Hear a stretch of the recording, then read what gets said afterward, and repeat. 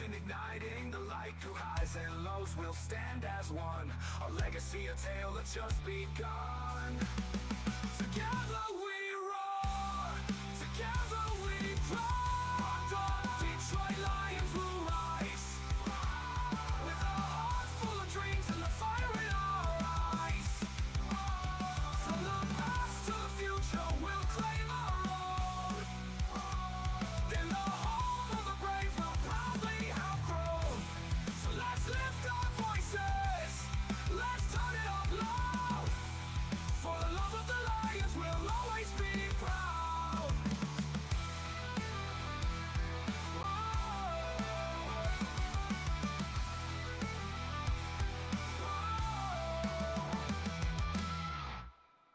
All right, good morning. Good morning. Welcome to the Rise and Grind Morning Show.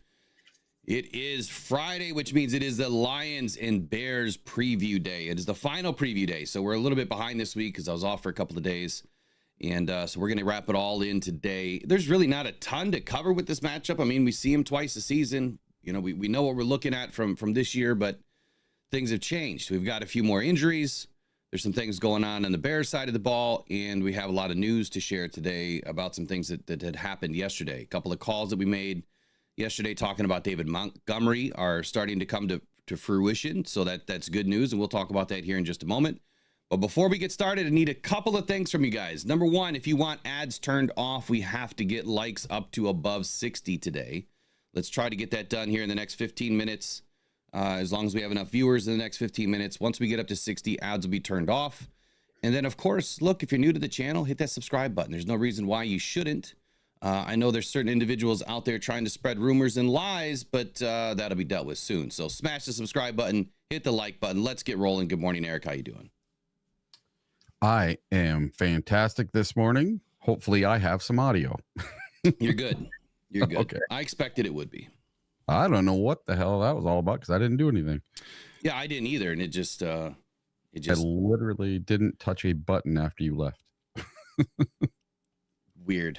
Yeah. So dealing with things this morning. Of course, we got a bunch of snow last night. We've got snow plow drivers hitting light poles, and you know, it's just a great way to wake up. It's like having Folgers in your cup, and instead of Folgers, it should be Honolulu Blue Brew. Make sure you guys check it out. This is the last day that we're going to be able to get orders out today to make sure that you get them by Christmas. So if you want your Honolulu Blue Brew coffee, Triumph, which is our first edition of Triumph, which is, hey, it's just like our Detroit Lions this year. All about the Triumph, tribulations, trials. We've been through it all, but we are still leading the pack. There is nothing to be concerned about. The sky is not falling, at least not yet, and the Lions are sick of hearing it. So I want to start with NFL news this morning. We witnessed something last night in a Thursday night matchup between the Chargers and the Broncos that I never knew existed.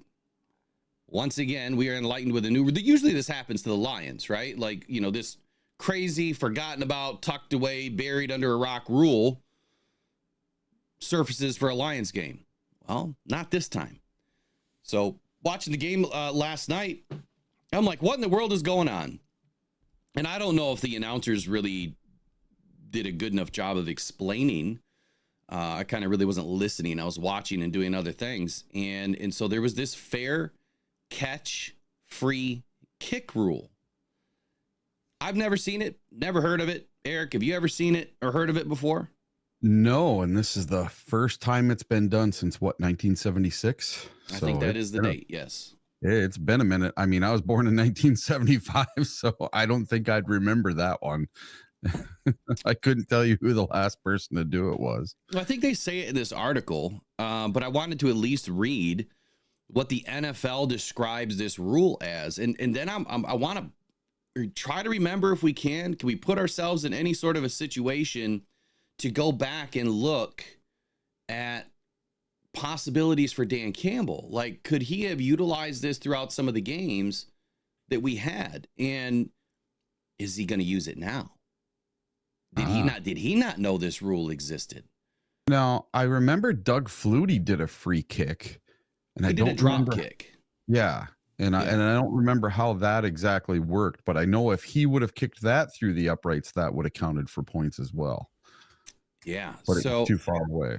Here's how the NFL describes this fair catch free kick. So after a fair catch on a punt, the receiving team has the option to put the ball in play by a snap or a fair catch kick, field goal attempt. That's what they're calling a fair catch kick, field goal attempt. Now, with a fair catch kick, lines established are 10 yards apart. So it's not like a normal field goal where, the offense and defensive lines are engaged and, you're going to get a block attempt. That doesn't happen here. So they're 10 yards apart. Now, all general rules apply as for a field goal attempt from scrimmage. The clock starts when the ball is kicked. No tee is allowed. And then you also have to have a holder. Obviously you have to have a holder. Now that you know how the rule works, if we go back to a game, Davis actually called for a fair catch from his own 38-yard line. The Broncos were called for a fair catch interference on the play, which is a 15-yard penalty. It's kind of odd how that worked out, right? They're going to do a fair catch kick, and at the same time, there's fair catch interference. I don't know if there was really interference. I could go back and watch it again. I just feel like this was kind of weird the way it lined up. But anyway, that moved the ball to the Denver's 47-yard line. And under the fair catch kick rule, that meant that Cameron Dicker got to attempt a field goal from that exact spot. So from the 47, that would have been a 57-yard field goal. Yep. And he nailed it. Absolutely nailed it. This is the first time that a player since Ray Wershing in 1976 to make a fair catch kick. Now, Trace pointed out in the chat that it looks like someone attempted it in 2019, but they had failed. So that's probably why there's not a whole lot of, memory, I guess. I don't remember anything happening in 2019 like this because this is a rule that I would pay attention to because, think about it, Eric. What if you muff a punt? What if you totally muff a punt and you're kicking deep in your end zone? You've got these. So for me, this is how I would utilize this. If your defense goes and pins an offense back under the 5-yard line and now they're kicking out of the end zone, they're punting out of the end zone, that ball maybe makes it to the 50, maybe, depending on how big of a leg, their punter has. Jake Bates can nail a 70-yard field goal. He's done it in practice. Yeah, and it doesn't have to be with zeros on the clock, does it? It can be at any time. That I don't know. The NFL rule didn't say anything about time. Didn't say anything about which quarter it's allowed in. It's, to me, this is a rule that Dan Campbell needs to use. Yeah, if you can get a kick to get 3 points and it's to tie a game or to take the lead in the game with, not much time left, heck, why not? So here, I'm going to roll back here for just a second. Imagine Jake Bates kicking a 76-yard field goal with 4 seconds left and no one in front of him. I think that's a much better option than having a normal, having a person to snap the ball and you could have a bad snap and then putting the ball down. They're holding the ball wrong or laces in or laces out. And you got all these defensive guys jumping to try to block the field goal. Just ask the Bears against the Packers. Yeah. So I'm trying to look back here at, there was only one punt in the Bills game, so it wouldn't have helped us out in the Bills game. But I was trying to look back at a couple of games, like, were there some opportunities for the Lions to utilize this? So I'm going to explore it later on today and go back and see. Not that it really matters. We only have 2 losses on the season, right? So the only other game that it really would have helped us out would have been either a close game, a Bears game, the previous Bears game, close game, and then the Tampa Bay game. Were there any opportunities for the Lions to utilize this? And I expect Dan Campbell now to utilize it, especially if it's a botched punt and you've got yourself in a situation, late in the game where you need 3 points to tie or, 2 points to win or whatever. I feel like this is now going to be inserted into Dan Campbell's repertoire of plays that he's going to use. So I wish someone would ask him the question today, if they haven't already. Dan, did you know this existed? Flip, did you know this existed? why isn't it used more often late in games? So interesting night last night for this game. What I do forget though is who the hell won the game last night? It was the Chargers, right? Chargers ended up Chargers winning. won last night. Yeah.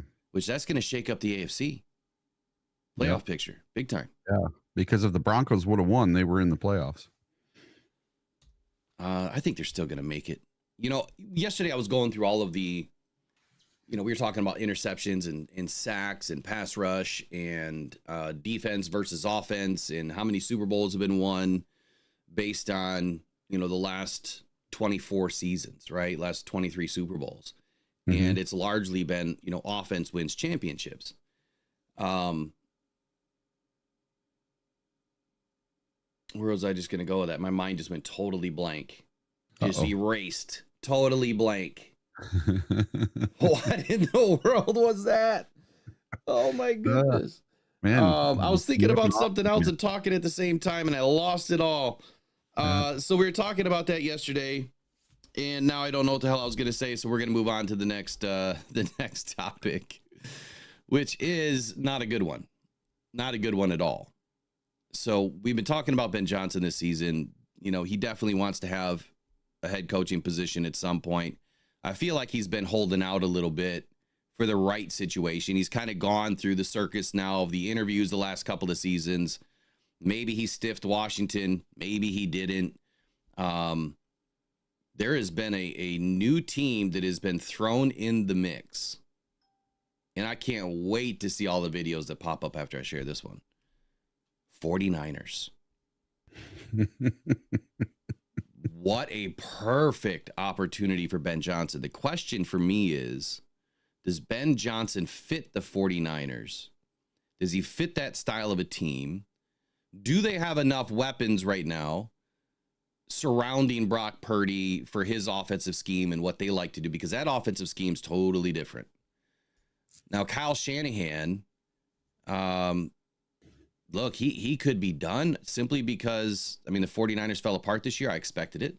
That was one of my big calls of the year. I totally whiffed on the Chiefs, but at least I got the 49ers right. Think about it for a moment. He's got a perfect quarterback situation, meaning he's got a good quarterback. It doesn't mean that they're not going to go out and find his quarterback, but they have a quarterback in Brock Purdy that, in my opinion, is an upper echelon of quarterbacks in the NFL. I don't care where he was drafted. The guy has absolutely played lights out since he's been the quarterback for the 49ers. And with Kyle Shanahan, if his time is up in San Francisco, and there's no denying that, he's a really good coach. I think that his problem is that you get so far and then you don't take it, to the next step. Every year you come back, you get in the postseason, you make a Super Bowl push, and you just can't win. At some point, these owners, they want you to win it all. And they only give you so much of a rope, right? Or a leash to allow you to lose so many opportunities because it's really difficult to make it that far. And at some point you need to capitalize. And if you blame Kyle Shanahan for any of the issues that he has had or any of the issues that the 49ers have had for finally getting, a Super Bowl in the last decade or two or three or whatever it's been now, all fingers point at the coach. The only thing that I would say to that is, man, it's really hard to find a good coach like Kyle Shanahan. So I wouldn't fire the guy. I would just keep putting weapons around him. I would keep finding ways to, build that team and reinforce that team through the draft and everything else. But they've kind of done a little bit of both. They dipped their toes in the sand and went free agency. They dipped their toes in the water and hit the draft really good. And now Kyle Shanahan's time in San Francisco might be coming up. And if it is, I think that this is the most perfect fit for a head coach named Ben Johnson to seize an opportunity out of any other team. Number one, this puts him in the AFC.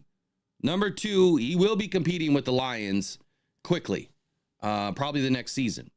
So what do you think about Ben Johnson going to the 49ers?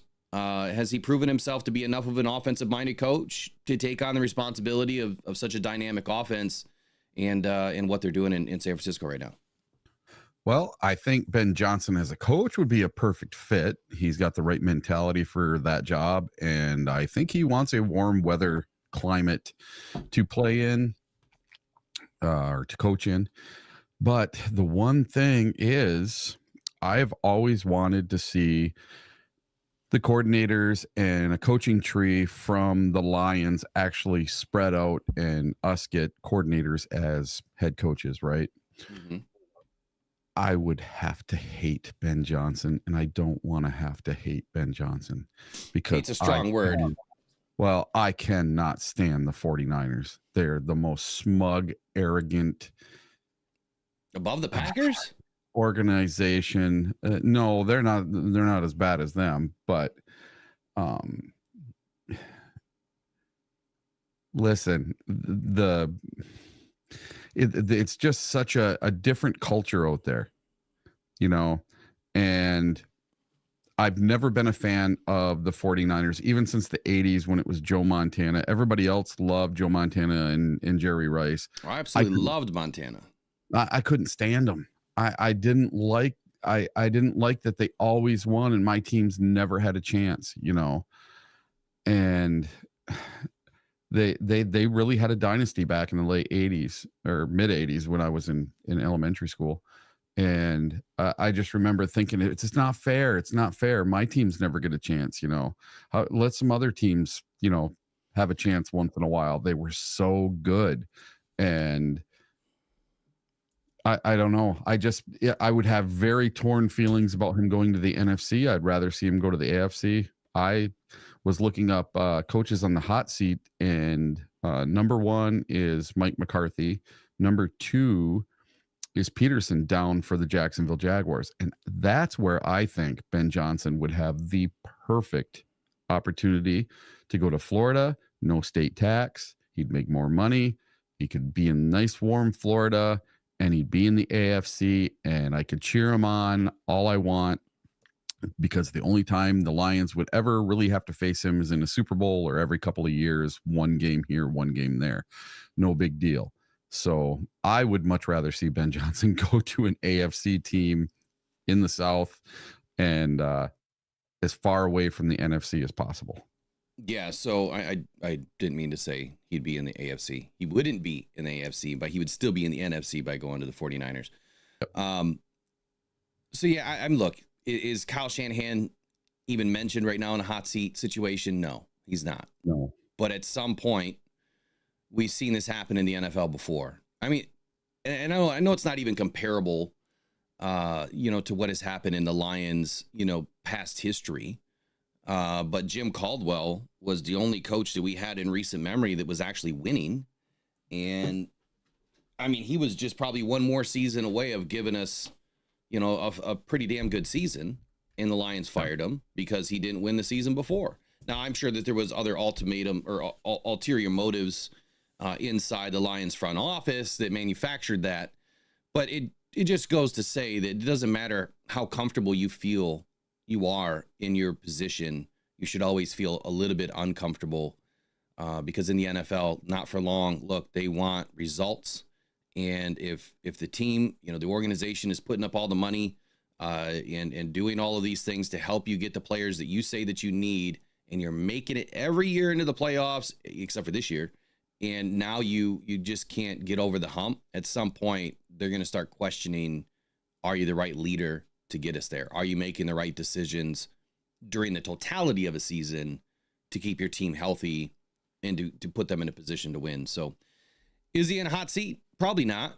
Would it be a great opportunity for Ben Johnson? Absolutely. And to your point of Jacksonville, I think that's also a great opportunity for Ben Johnson. That team is, it's a few players away, from doing something. Next player that is going to be talked about now is Calais Campbell. There's been a lot of rumors floating around. Look, guys, this one is just bait. It's really not possible. I understand that we really need, another guy on the defense, especially with all the injuries, and especially knowing that, Kaminsky's not coming back. We do need some help, right? Ali McNeil's down. Campbell would be a great opportunity for the Lions. He would have a great opportunity in Detroit. I think that, from all points of emphasis here, I do think that he would be a perfect match for the Lions. But we are sitting at number 32 on the waiver docket. It's not happening. There's no way 31 teams are going to let this guy slide. More importantly, I don't think that there's another, 11 teams or 14, whatever, playoff teams that are going to let this guy slide to the Lions. They probably pick him up just because they don't want him to get to the Lions. So I would say that if he's released, that's a different story. Because if he's released, he can do what he wants. If he's waived, he's got to clear waivers. Now, how many seasons has he been in? He's 38. Yes, he's been around a long time. If he's released, that's what I don't understand about waiver claim with Campbell. Why are they saying waiver and he'd have to pass waivers if he's 38 years old and he's a vet? That's what I don't understand. I'm not sure. So I don't know if he could just pick and choose his team or not. If he can pick and choose his team, maybe that's who he picks is the Lions. I don't understand this one. So maybe there's something that I'm missing with the contract situation here.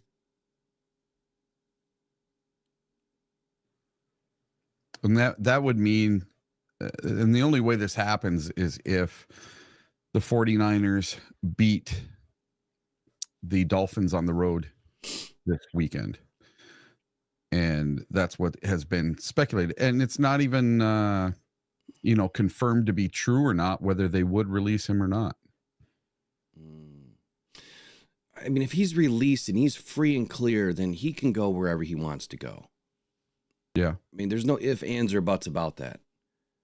Typically, the waivers, they apply to guys that don't have 3 years of accrued service in the NFL. They have to go through the waiver process. And that way, it falls through the waiver wire, right? Whoever's in line could take a shot at him.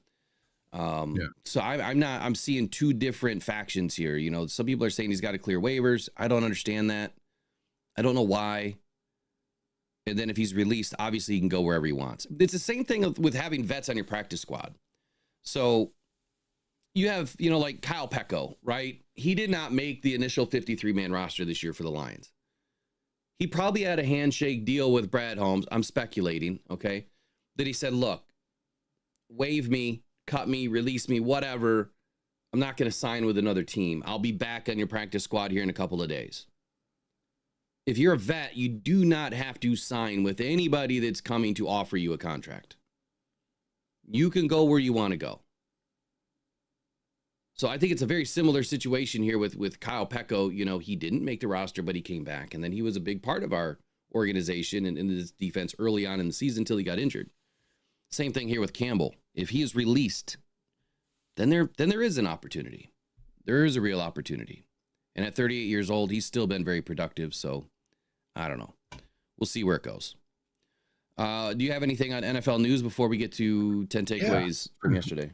So in 1961, the NFL went to Congress to get a bill put in, and it was them and college football. College football was tired of the NFL stepping on their toes, and the NFL was tired of college football stepping on their toes. So they came to an agreement. And as a result of this agreement, the NFL was prohibited from scheduling games within 75 miles of a college football contest played on any Saturday during the period beginning on the second Saturday in September and ending on the second Saturday in December. So that is why we don't get NFL games on Saturdays until the second week of December. Well, something happened, and that's called the college football playoffs. So what's happening this weekend? We are getting 2 college playoff games on Saturday. We are getting 2 NFL possible playoff matchup type stuff, very important games on Sunday. So at noon, you have SMU versus Penn State. And then 1 hour later, you have Texans versus Chiefs. And then at 4 o'clock, you have Clemson versus Texas. And then at 4:30, you have the Steelers versus the Ravens. So these are some pretty important games to watch, especially for AFC people, And then you have the college playoff going on at the exact same time. So this is the first time since 1961 that we've had a big conflict like this. So I'm wondering what's going to happen with this law that's been enacted since 1961. Yeah, I never knew of that. No. Interesting information there, Eric. Thank you for sharing that. Yeah. So it's something different. I don't know if there's anything that can be done because apparently both college and the NFL have been breaking this rule on and off for the last, 50 plus years. And it's all about money. And It's all about the Benjamins, baby. Yeah. Yeah, it is about a lot of money. Yeah. Because they were talking in 1961, the TV deal for the whole season was $9.1 million. And that's not even part of a game now. Interesting. They make more than that on tickets. And I did find that the Steelers and Ravens game this weekend is the second most highest ticket price in the NFL for any game this season. You take a wild stab at what the lowest price to get into the game is today. You said it was the second highest ticket of the season? Yeah. Behind what is the minimum like for what? Yeah, just to get in the door. So standing room only is probably $300. Yeah, it's $285. For the Lions, it was $500. For standing room, I thought it was $300. Well, with fees, it was over $500. Jesus. Yeah. And that, by the way, since you just mentioned that, there were some people that challenged me in a good way, right? When I was talking about Ticketmaster fees and who's responsible for these fees. And someone had said that, well, it's the organizations that get to set their own fees. That is false. I did the research. I dug into it. And I found out that the organizations set their fees, and it is a profit share that, this is wild to me, all goes to the organization. Ticketmaster averages about 2 to 3% on every ticket. That's their profit take home. So when you see a fee that's $150, that's going to the Detroit Lions. So when you look around at any other ticket in the NFL and you see that those fees are way lower at a different stadium compared to what they are at the Detroit Lions, it's because they're not charging a bunch of fees at that organization. So I'm not trying to call out the Lions, but I'm calling out the Lions. They are the ones that have dictated these incredible prices, and they utilize the secondary markets as the excuse. They're the ones that are setting the secondary market prices. Yep. Now, this is according to the information that is available online through Ticketmaster. You can research it yourself. Their policies and definitions of how fees work is explained in their terms and conditions. So I got one more for you. I want you to take a wild stab, guess in the dark. How much is it to sit in the 400 section at Soldier Field this weekend, right now, if you go buy a ticket with fees and everything? The 400 section? Yeah, with fees and everything. The cheap seats. $625. $100. I found row 4. Oh my God. Behind the Lions bench for $285. I'm wondering if Megan and I should try to go to this game. I said that I wasn't going to go to any more games this year because every time I go to a game lately, I get sick or something happens when I get home. Yeah. And it happened with the Packers. It happened with this last game. It happened with another game. It's like, maybe I just need to take a break from going to games. So do you remember that guy? What's his name? Broski. Oh yeah, that Broski Bear dude. That dude that disappeared. Yeah. The one that owes me tickets to the Bears game. Yeah. Well, I had another fan step up yesterday and say that he would pay for gas, he'd pay for my ticket, and split a room with me if I wanted to go to the game this weekend, since Broski Bear decided to ghost me. And I'm like, no, that's fine. You don't have to do that. So what has to happen in the room is the question. Yeah. Yeah, avoiding me like the plague. And you know what? I haven't seen him on any other podcasters' podcast in the comments. Nothing, because I watch everybody, and I have seen not hide nor hair of good old Broski. I think he changed his name. Well, I think you know who I think it is. I think I know. Well, I know. And like the person that sent me the message yesterday and said the stuff about tickets, I said, hey, I basically know who Broski is. And, well, the thing is, look, there's no other fan that is going to join a podcast religiously every single day. And not just this one, almost every Lions podcast, if you're not a content creator for the Detroit Lions. I know who you are. Yeah, he's in every one. Yep. Except for one. Pretty easy to figure it out if you know what you're doing. Exactly. All right, well, let's get into David Montgomery talk. So yesterday we were talking about David Montgomery getting his third opinion, and I was weighing this back and forth, right? We haven't seen any medical reports. We never would. But weighing this back and forth, and I was thinking, okay, I've been through stuff like this. What would I do if I still had an opportunity to play? If it's not a full thickness tear, which again, I haven't seen any reports, so we really don't know the extent. I mean, it can't be a full thickness tear, right? Otherwise, he wouldn't even consider trying to rehab this, in my opinion. Maybe they would. They've got all sorts of technology now with lasers and red light therapy, cryotherapy, and I mean, you name it. There are so many different ways to rehab an injury nowadays.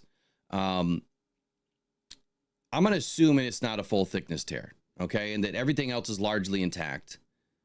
That I said 4 to 6 weeks, you could be back if you're just rehabbing. Well, it must be better than that. It must be better than a half thickness tear or even a 3/4 tear, because David Montgomery's trying to get back for the first playoff game.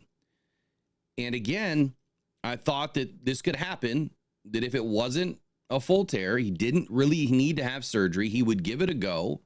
What's the worst that can happen? Well, I mean, there's a lot of bad things that could happen.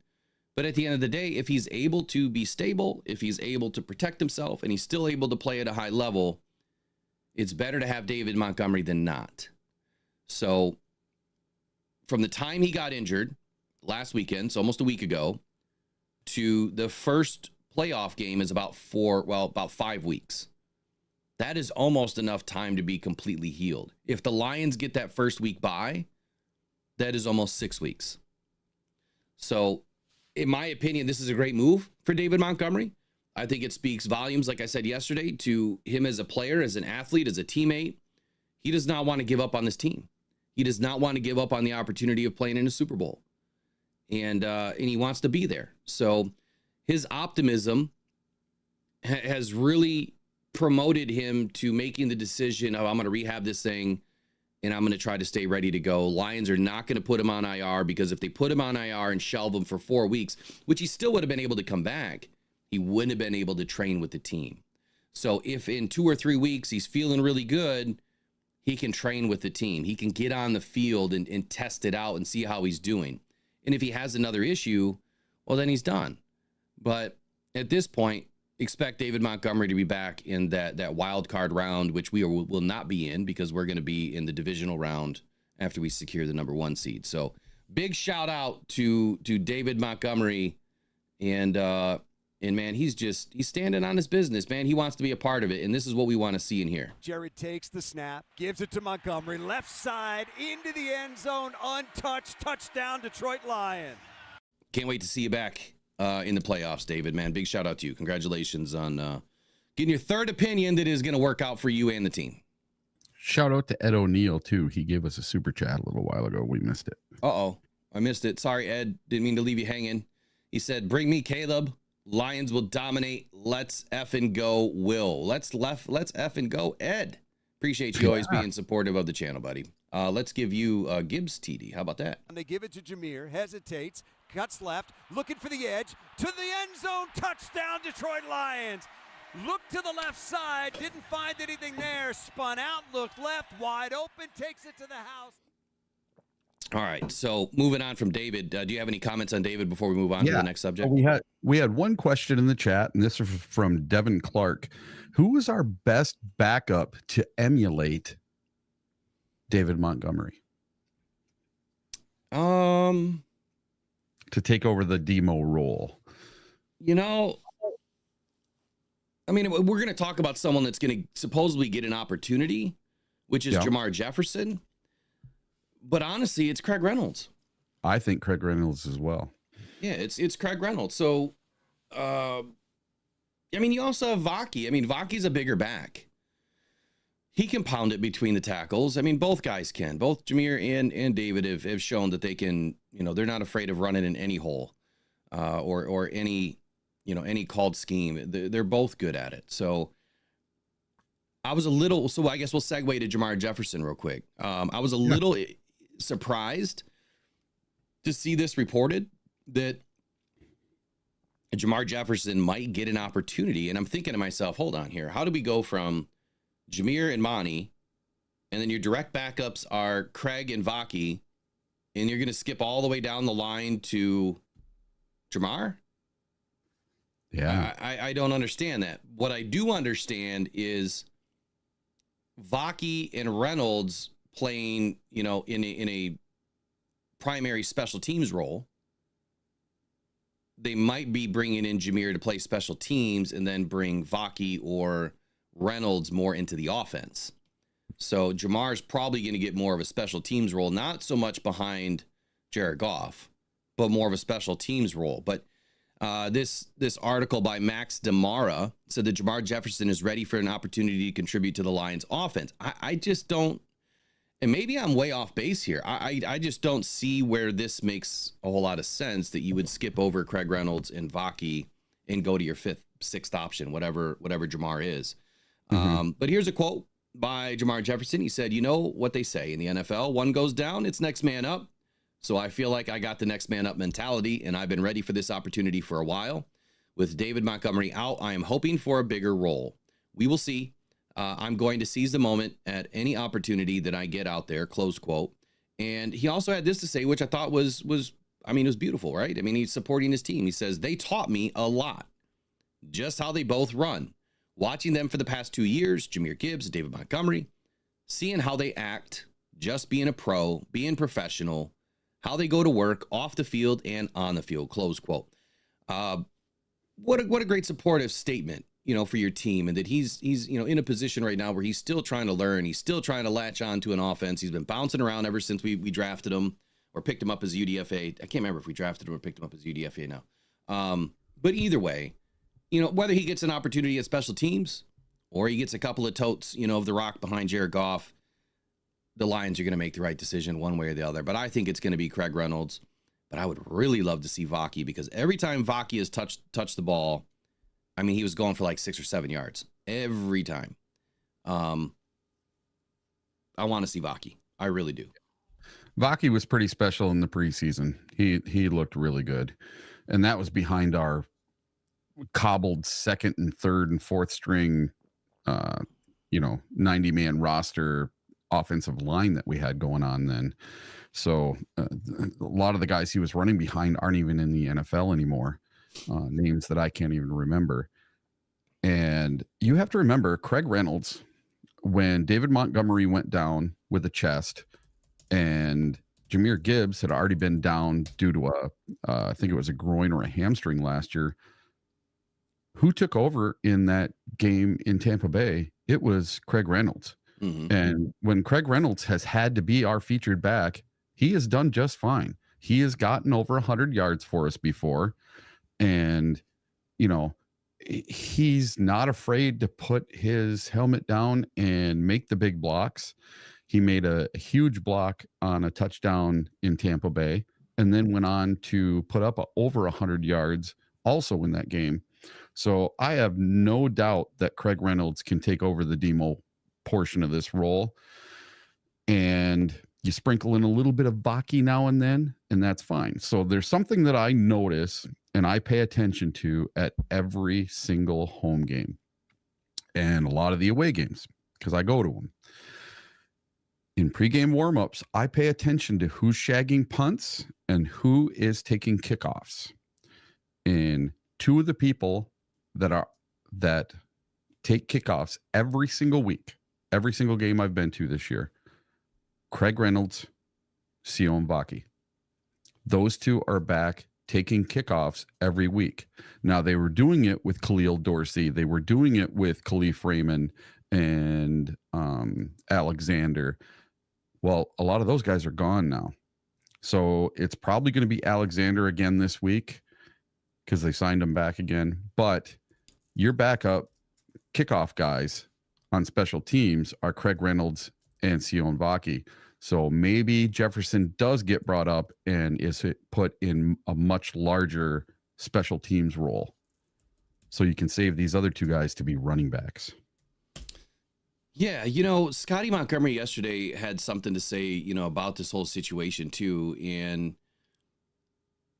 I'll just read you the quote. He said that Jamar Jefferson is a guy that I'm very proud of coming out of camp. He said, I thought that this guy had tremendous value, that Sione had tremendous value, that Craig had tremendous value, that they had an unbelievable opportunity in practice yesterday to compete against each other for some of these opportunities. There are a little bit more opportunities. So, this whole thing is competition at this point. So yesterday they're probably trying to feel everybody out, who's able to do what, who's able to mimic, what Montgomery is able to do both in the run game and the pass game. The Lions have been trying to utilize Montgomery a little bit more in the pass game, over the last several weeks.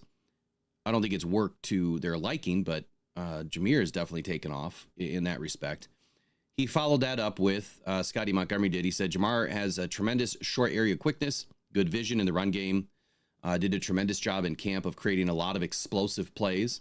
He actually might have had the most explosive plays in camp in real running settings. He did a really good job for us. So it's interesting, where a guy that has been stashed all season, every season, had the most explosives in practice during camp. And he's still stashed. I think that kind of gives you an idea of what the Lions are holding on to and what the potential is. And exactly why, to Ryan Van Valkenburg's point, sky's not falling yet. Season is not over. It's far from over. Matter of fact, in just a few weeks, it's going to begin again. It will be de novo season when the playoffs start, a new season. Yep. And that's what we're looking forward to, is we kind of get to just erase what just happened the last 18 weeks. Even though we can't erase the memory of some of these crazy injuries, we just have to pick up and move forward. And speaking of that, and to answer someone's question in the chat, the Lions did bring back Anthony Pittman. And so, to answer your question, what do we feel about it? Or at least what do I feel about it? I thought it was a great move. You're bringing a guy that has a ton of experience back into the defense, number one. Number two, he spent 4 of his first seasons in Detroit. Began in 2019 through 23. Last season, he kind of took a shot for himself. He took an opportunity to land in Washington's defense. It didn't work out. And then he ended up on the practice squad for, was it Jacksonville, I believe? And now he's back. So he, last season in 2023, I thought that he played fairly commendable, when he was in. He did get some snaps. And I thought that he played just fine. But he's not starting quality, but he's someone that understands the defense. So when you look at replacing guys, it is so much better to have guys that know your system, guys that know your scheme, guys that know the team, and who's on the team, can blend with the guys on the team. He's gonna slide right in like nothing happened. It's just gonna be another day at the office. I'm glad to see Pittman back. He's exceptionally good in special teams, but he will bring something to this defense as far as a linebacker role. Coverage, probably not the greatest option, but he'll at least be able to help us out in the run game and just be another body that knows where to be and when to be there, which is half the battle. Just knowing where to be and when to be there, where to line up is half the battle. Probably the biggest battle, to be honest with you. What's your 30 seconds on Pittman? Yeah, just imagine being a NFL player and you're picked up by a new team. Okay, let's say you're going to the Dolphins. You don't know where the practice facility is. You don't even know where the stadium is. You don't know where your locker is. You don't know the guys in the locker room. You might know one or two people from college. Everything's different. New scheme, new coaches, new everything, right? Mm-hmm. You don't even know how to get anywhere around town. Anthony Pittman coming back to us, man, he knows everything. So this is second nature. He doesn't have to learn anything new. Same scheme he's been in, same everything. And as long as he's in shape, I don't think he has any troubles. And he was one of the ones that I was kind of bummed went somewhere else in the offseason, and we didn't get a chance to re-sign him or let him catch on our practice squad again, or, on our roster, because I thought he was a decent role player, not a starter, but a decent fill-in guy to give Alex Anzalone a break or Derek Barnes a break. So I think he'll be just fine. And he's a great special teams guy. Yeah, I'm looking forward to it. I'm sure the terminology is going to be a little bit different, right? Some of the schemes and the calls are going to be a little bit different. It's especially different now that you have so many injuries and you're trying to manufacture some things. Before we get into the next segment here, which, man, it's already 9:06. I know we're late, so we're still 15 minutes behind. A quick sponsorship shout out, and then we'll be right back. Every day, thousands of people are discovering Uperlights, Michigan's newest, funnest rock to go find on the shores of the Great Lakes. Don't go out with just any light. Try the Convoy C8 from Uperlights.com. It's guaranteed for life, and you'll find all the ones everyone else misses. Quality UV lights that are perfect for Uperlights, with prices starting as low as $20. Please make sure to visit Uperlights.com for all your UV flashlight needs, with the best guarantees on the market. Just what you wanted and not what you didn't. The best quality, the best guarantees, and the best UV flashlights from Uperlights.com. Eric, real quick, what's happened in Uperlights land? Do you have any Christmas deals for anybody out there if they want to get things ordered today? So I have 3 flashlights that are on sale until Christmas Day. After that, they go back up. So both Convoy C8 packages are $20 off right now. And you guys have all heard about the tariffs that might possibly happen, right? With Mr. T coming into office here soon. And if those tariffs of 60% are real, and it really happens, which I don't think it will happen, but if it does, that means my prices go up by 60%, which means everyone else's prices are going to go up by 60%. And we don't want to see that, but just in case it does happen, I'm having a super sale right now. My Uperlight Mini is only $15. The Convoy C8 Hunter package is $20 off, and the Pro package is $20 off. So if you've ever wanted a Convoy C8 or one of the awesome UV flashlights from Uperlights.com, go get one today, because there's only a few more days left at this price, and it will never be that price again.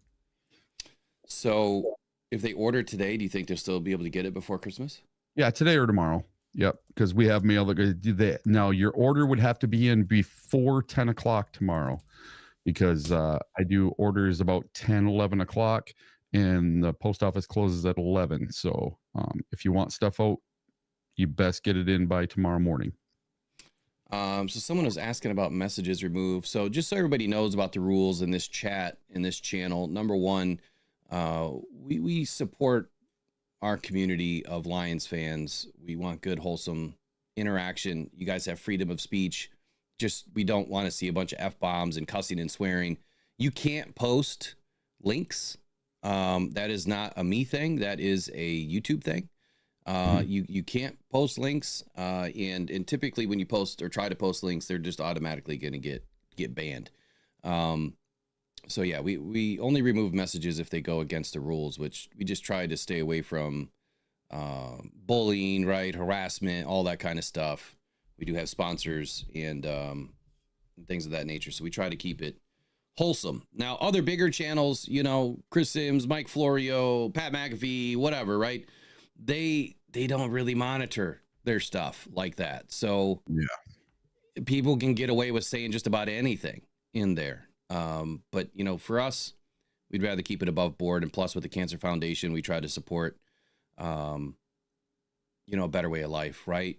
Supporting others, being there for other people. And Yeah, and we always try to stay positive and not be ugly, And yeah, I'll tell you right now, as a mod in a lot of the chats, most of it is automatic. It's not us holding your stuff for review. We just have to say yes or no. yeah. So a lot absolutely. of it's just YouTube itself. It's not us. Yeah. And John Desage, always, buddy, always looking for people that want to sponsor or, if you want to market your business. We always have ways of adding that type of stuff. So, those things that you see on the screen, like C3 Mitts, they're sponsoring the channel. They're also doing giveaways. We have a lot of different ways to put up, marketing deals together for you guys. And the goal is to put everything towards the Cancer Foundation. I just learned of some news yesterday of somebody that has been diagnosed with cancer. And then there's another person that I reached out to ask them if I could help them through the Cancer Foundation. I'm waiting to hear back, but as long as I get permission, our goal this year is always to do a couple of GoFundMes and to help random people that are, battling cancer or have battled cancer and need some financial help. So that's what Rocked On Cancer Foundation is all about. Just random people I don't even know, that maybe you don't even know, that we're going to try to help. We helped out Earl Hodwalker this year. We were part of the Baby Lucas, campaign, which was not cancer related, but it was something else. So that's what we try to do here. It's utilizing this platform and more of just talking, Detroit Lions. I know Lions fans are the best community out there, and not just for Lions content, but you guys step up for people you don't even know all the time. And that's why I knew that this was going to be a seamless integration, that once the Cancer Foundation was launched, that it was going to work well. And it has. You guys have all done an excellent job. So every single one of you should pat yourself on the back for the work that you do and helping me do the work that I'm trying to do. And we're in the infancy stages. I mean, we're in a microcosm right now of where we plan to be. And I'm still working on getting a mobile unit put together that is going to give free thyroid ultrasounds and blood work to get you your initial baseline of medical review. And then if something pops up, we'll have doctors in place that are going to get you to the right specialist or cancer specialist or like Lemon Holton or whomever. So we're still working on that. I'm hoping to put it together by this next season in the spring, I should say in the spring, when we start with the golf outings. So we should have 3 or 4 golf outings next year, all geared towards Rocked On Cancer Foundation. So anyway, enough of that. It's a lot of work, man. It is a lot of work. And when I hear, certain things that I hear, man, it just, it fires me up to do even more. So, anyway, let's move on to Tim Twentyman for just a moment. So Sure. Tim puts out his takeaways every week after the news conference or the media conference with the coordinators, coaches. So he does these 10 takeaways every week. And I don't think I did it last week. First one is the Lions rushed for a season low last week, 48 yards against the Bills. None of us expected that. Horrendous. Yeah. And Johnson said that out of the 13 plays that were called, he only counted 4 of them being efficient. And that is just not how the Lions like to run their offense. So he wants to see the Lions do a lot better on the ground against Chicago this Sunday. It is a huge point of emphasis so far for practice this week. So I'm just going to put it out there. I'm expecting Jamar to have a pretty good day. And whoever's going to fill in for Monty, believe it or not, I'm expecting them to have a halfway decent day. And by halfway decent, I mean, they could probably put up north of 40. And I know it's not a ton. It's, it's not a ton of yards, but that's still pretty damn good for not having much of an opportunity all season. So I'm expecting over 100 yards rushing. I think, Eric, you said yesterday you're expecting, Jamar to have kind of like a breakout game or whatever, over 100 yards himself. It's possible. It's definitely possible tomorrow. Yeah. So Sunday, the Bears, a couple of games ago against the Vikings, let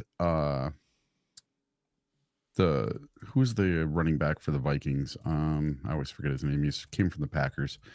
He had a pretty decent game. He put up 108 yards versus the Bears. And that was the last time they let up a 100-yard rusher. Everybody else has been putting up like David Montgomery put up 88. I think Gibbs had like 60 or 70. And everybody's been averaging 70, 80 yards against the Bears the last 3-4 games. I think the Bears are due for a letdown game. And this is a get-right game for the Lions. The Bears, I'm pretty sure they are statistically eliminated from the playoffs, aren't they? Oh, they have to be, yeah.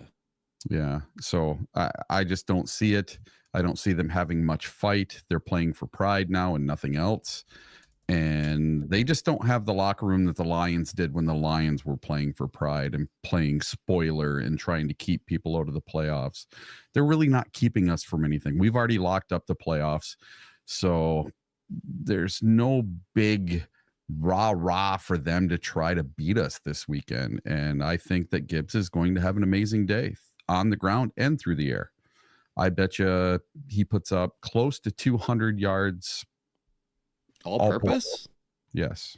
Wow.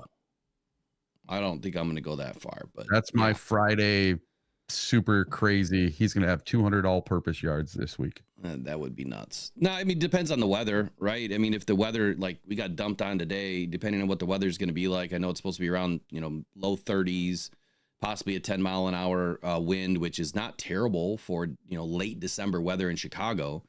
But if there's any sort of snow, it's going to be a ground day. But if there's not precipitation, then I would still expect Jared Goff to throw the ball. And we'll get into your segment here in a moment about the whole Jared Goff thing. So against the Vikings only put up 86 on the ground. Aaron Jones was 18 for 86 and had a TD. He averaged 4.8 yards per carry. Previous week before that, in week 14,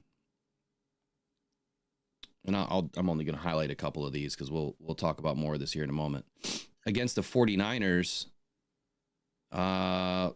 they didn't have McCaffrey, but Garendo, who was one of our early fantasy calls with Jared this season, had 78 yards and 2 TDs, averaged 5.2 yards a carry. As a team, they had over 120 yards on the ground. So there's a small trend here, right? There's a small trend that you can run on against this team. And to your point, they're really not playing for anything right now other than spoilers. So I'm not expecting a huge push from the Bears, but at the same time, I still think it's going to be a tough game. The other point here by Tim Twentyman is one of the things that Aaron Glenn said they have to be really on point with this week defensively is to disguise their coverages. And that Caleb Williams, being a rookie, is still kind of learning the ropes when it comes to reading defenses.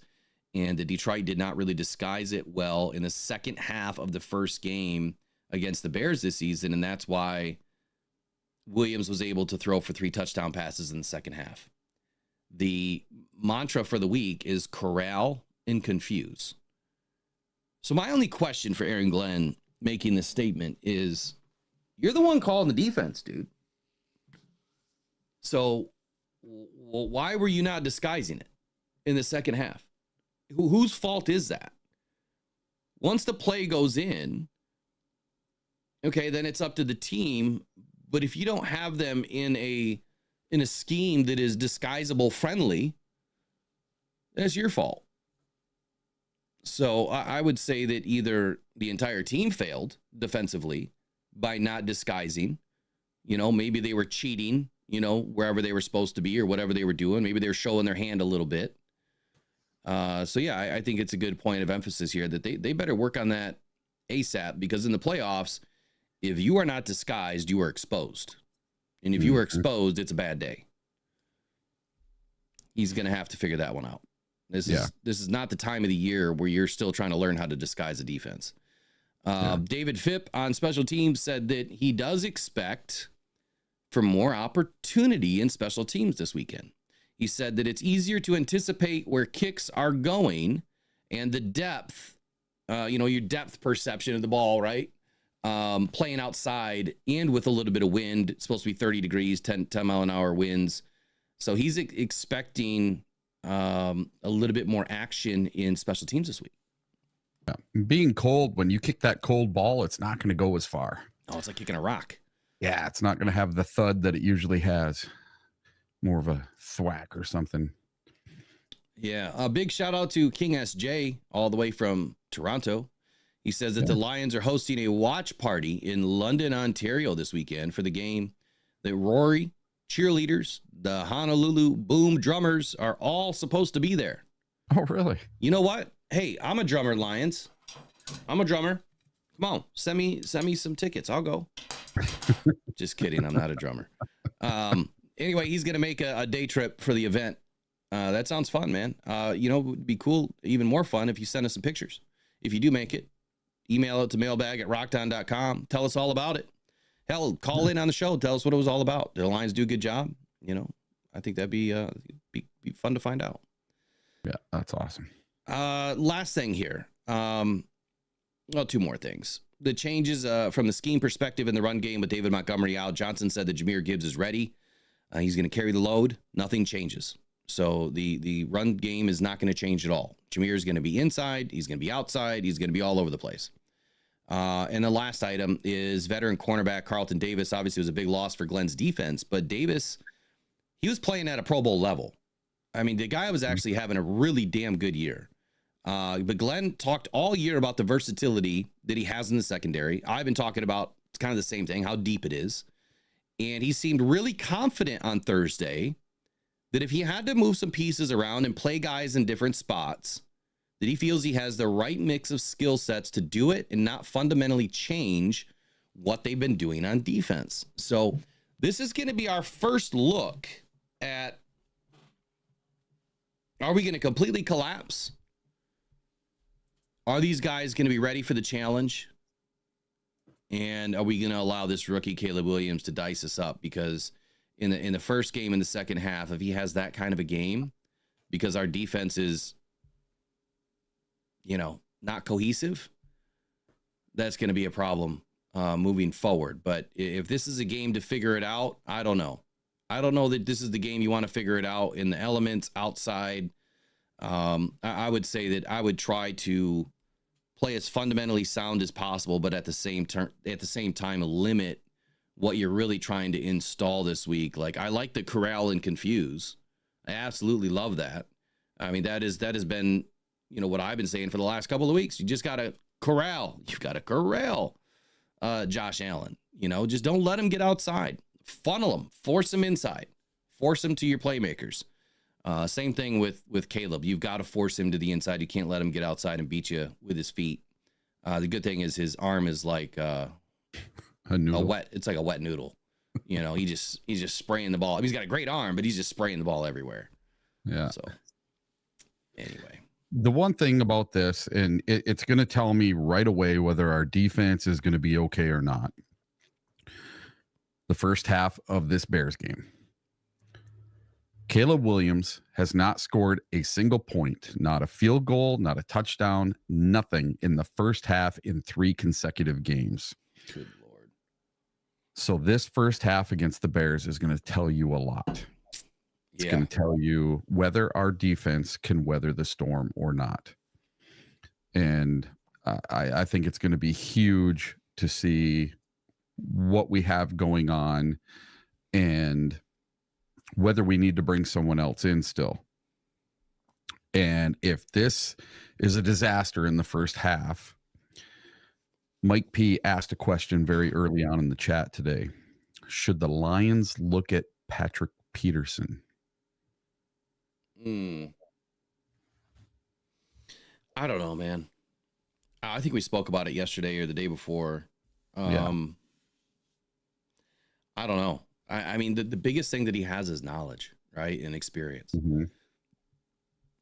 I think this game is going to tell you what we need to know. If we're going to need to find somebody.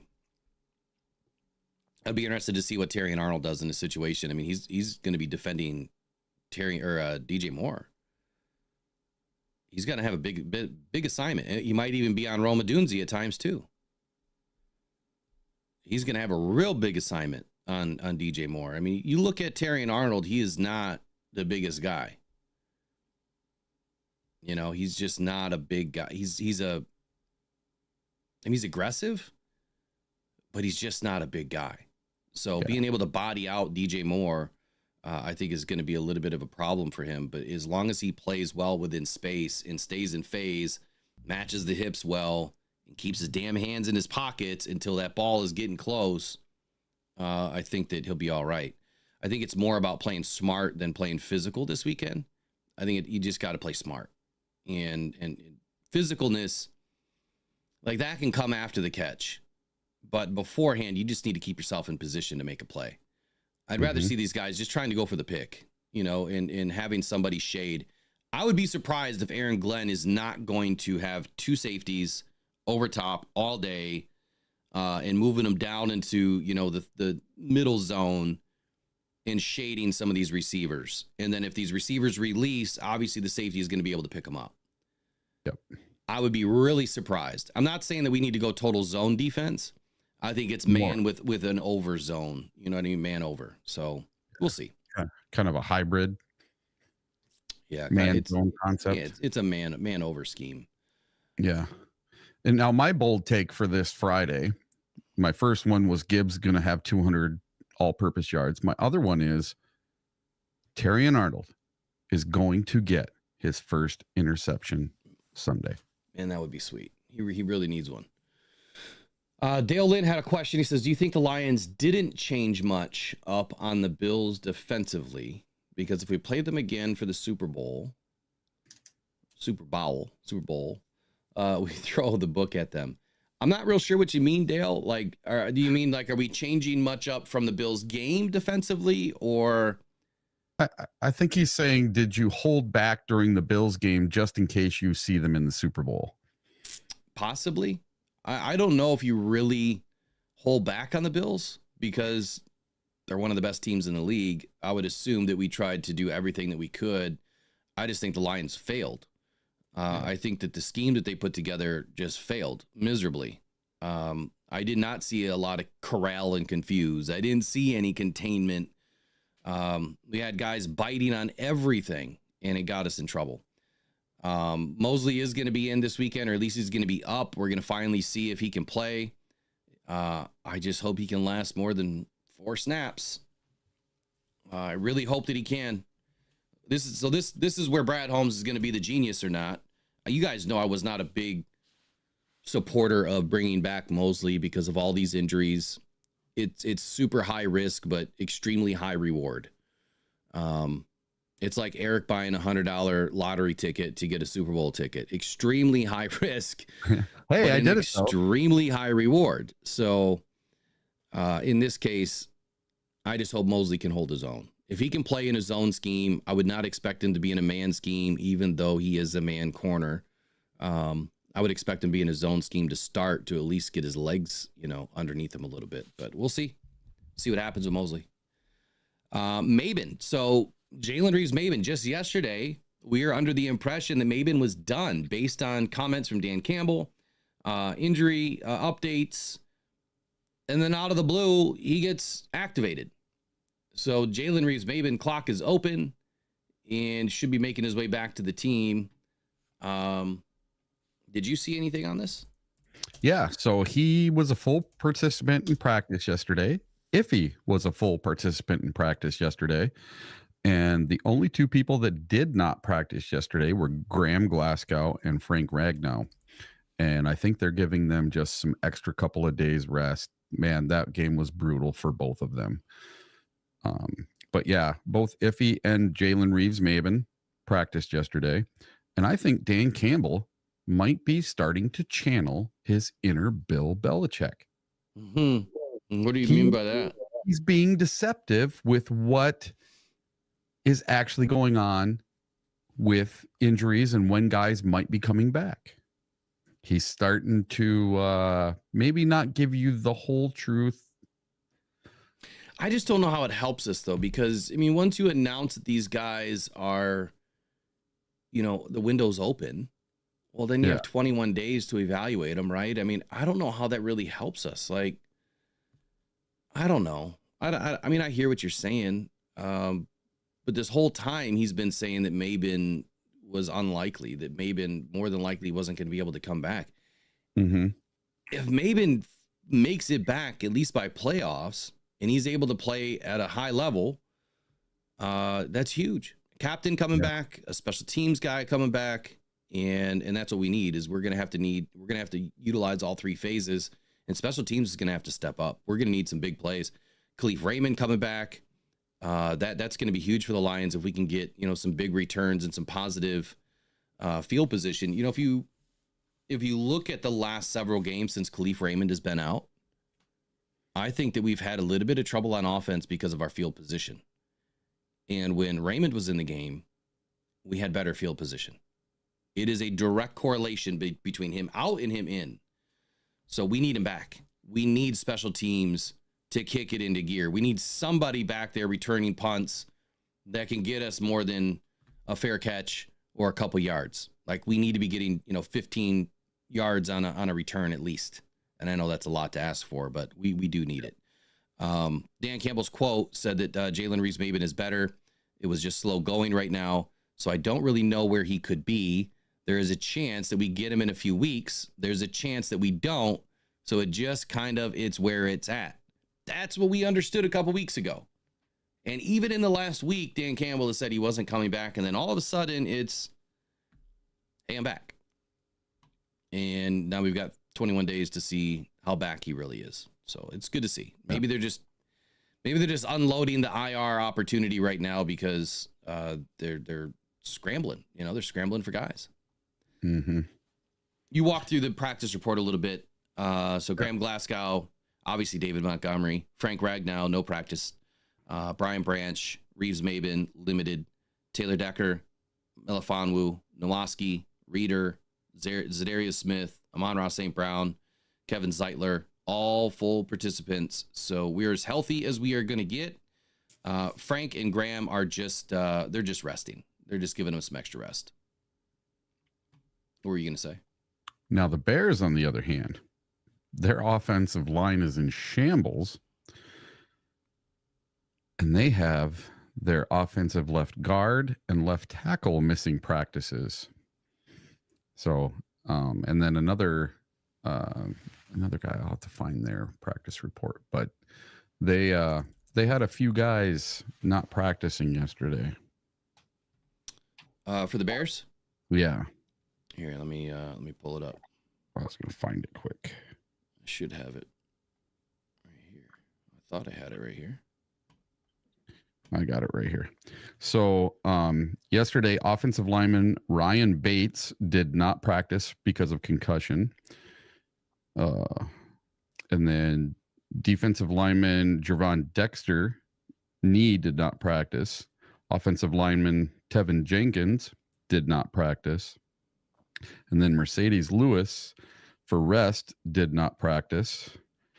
But Roshan Johnson, Braxton Jones, and Darrell Taylor all were full participants. And the day before, Braxton Jones did not practice with concussion, but then was full yesterday. So they got back one offensive lineman, and two other offensive linemen did not practice on Thursday. So if they don't practice today, that's not looking good for the old Bears. No, it's not. If they're missing some offensive linemen, I'm not going to be sad about it either. At this point, we need as much help as we can get, but it is what it is. Yeah. So Frog Crop, Carlton Davis is out, buddy. He's done. He's got a broken jaw that suffered in the Bills game, so he's done for the season. Now, I don't assume that Dan Campbell's going to come back here in 4 weeks and say Carlton's back, but yeah, the news is he's done. Ed O'Neill asked a question. He says, so if Etu Melifonwu plays, would you run 3 safety sets for Chicago? So I would, in a sense that I wouldn't mind having 3 safeties out there. And it doesn't mean that we're going to have them, 3 at the back end of a defense, kind of playing like a quarters defense or whatever. But I would have the guys, bigger guys in the game, because we need some bodies, right? We need a body for Carlton. But if you had Brandon Joseph and Kirby back there, or Iffy and Kirby back there, that gives Brian Branch the freedom to come down in the box, either play nickel and kick a meek outside, or he goes outside and covers the number 2, If it's Rome Odunze, I would not have, and I hate to say it, I just would not have Branch on Rome only because of the speed factor. But, I mean, Branch covered these types of guys in college. You know, he had no issue covering anybody. This is just a different speed of the game now. I think the Branch can cover anyone, honestly. It just depends on the scheme that Aaron Glenn's putting him in. But I think you want versatility with Branch. I almost would make him like your utility man, you know, like a rover. I would just have him picking up, you know, the biggest liability, you know, against the defense. Who is that player going to be? So put him down in the box and let him pick somebody up, I think would be the better way to go. And if he plays more of an off man situation, and he can just go either side of the field and just pick up whoever is coming across. I don't know. I mean, there's obviously you can get a lot more technical and critical with the scheme, but I think that having 3 safeties wouldn't be a bad idea, especially against some of the teams that have more of a run presence. That way you've got bigger guys in the game that can help shut down the run, because we are missing some guys, you know, as far as linebackers right now. And Brian Branch is one of the best hitters in the game. As far as statistical breakdown, so let's start getting into the preview. We'll run this for about 45 minutes here. Right off the get, though, Bears coming off a 30-12 loss to Minnesota. Pretty bad loss. Caleb Williams took a beating in that game. I mean, just took a massive beating in that game. But by the numbers here, scoring offense, Bears are 19 points per game. That's 25th in the league. Lions, 32.8 points per game. We are first in the league.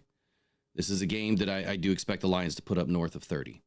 Passing offense, Bears are 181.9, almost dead last at 31st. Lions, 260.1. We are second in the league. Rushing offense, Bears are 21st with 106.4 yards per game. Lions are 6th with 143.7 per game. Total offense, this is crazy. Bears are dead last, 288.2 yards per game. Lions are second with 403.9 yards per game. It's insanity with how many yards we're putting up and how many points we're putting up this season. But this is what we expected by building out the offense first.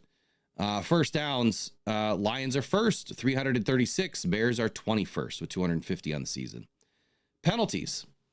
So the Lions are averaging 59, or I'm sorry, the Lions have averaged 59.1 penalty yards per game. Now, the difference between being 27th in the league with penalties versus the Bears at 18 is only 7 yards. So it's only like 1 penalty per game. So the Bears are 18th in the league with 52.1 penalty yards per game. Sacks allowed. Bears are first. Caleb Williams has eaten dirt 58 times. And Jared Goff 28 times, right in the middle of the pack at 18th. Turnover differential, the Lions are at 8th at +7. The Bears better the Lions, +10. They're in 5th. So that's Lions and Bears by the numbers. Scoring defense, Bears 22 points per game. Lions 20.1 points per game. So, Eric, let's start with scoring defense here for a moment. Yep. The Lions were doing great until the Bills game.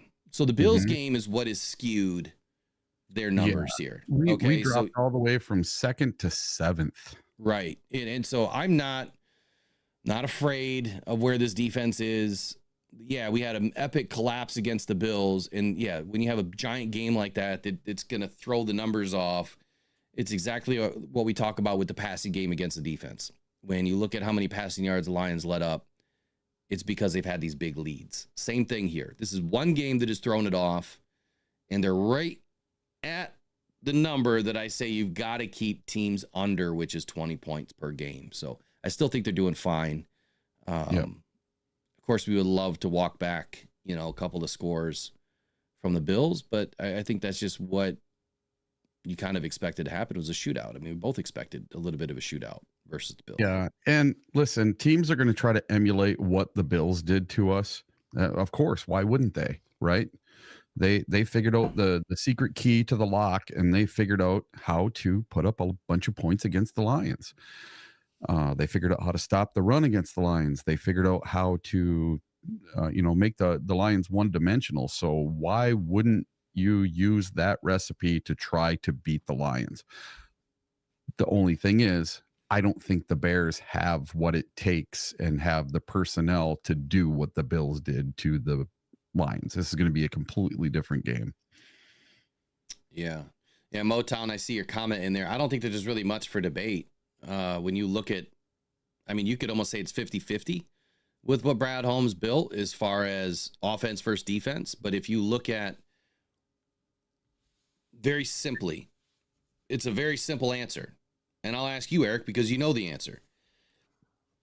From 2021 to 2023, what was the worst part of our game, offense or defense? Defense. Defense. What would you normally take in a draft and free agency every year based on the numbers of your team? If you are, sucking in sack numbers and interception numbers the most and giving up a ton of pass yards, what are you going to take in free agency in the draft? Normally defense. Defense, right? You don't take J-Mo at 12. You don't take Jahmyr Gibbs at 12. You don't take, Sam Laporta at, 32, 34, something like that. Yeah. You don't take all of these high picks on offense when your defense sucks. But the Lions don't do things normally. They don't do it like everybody else in the league. They took their high draft picks on offense. Yep, they took Jack Campbell at 18. They took Aiden Hutchinson at 2.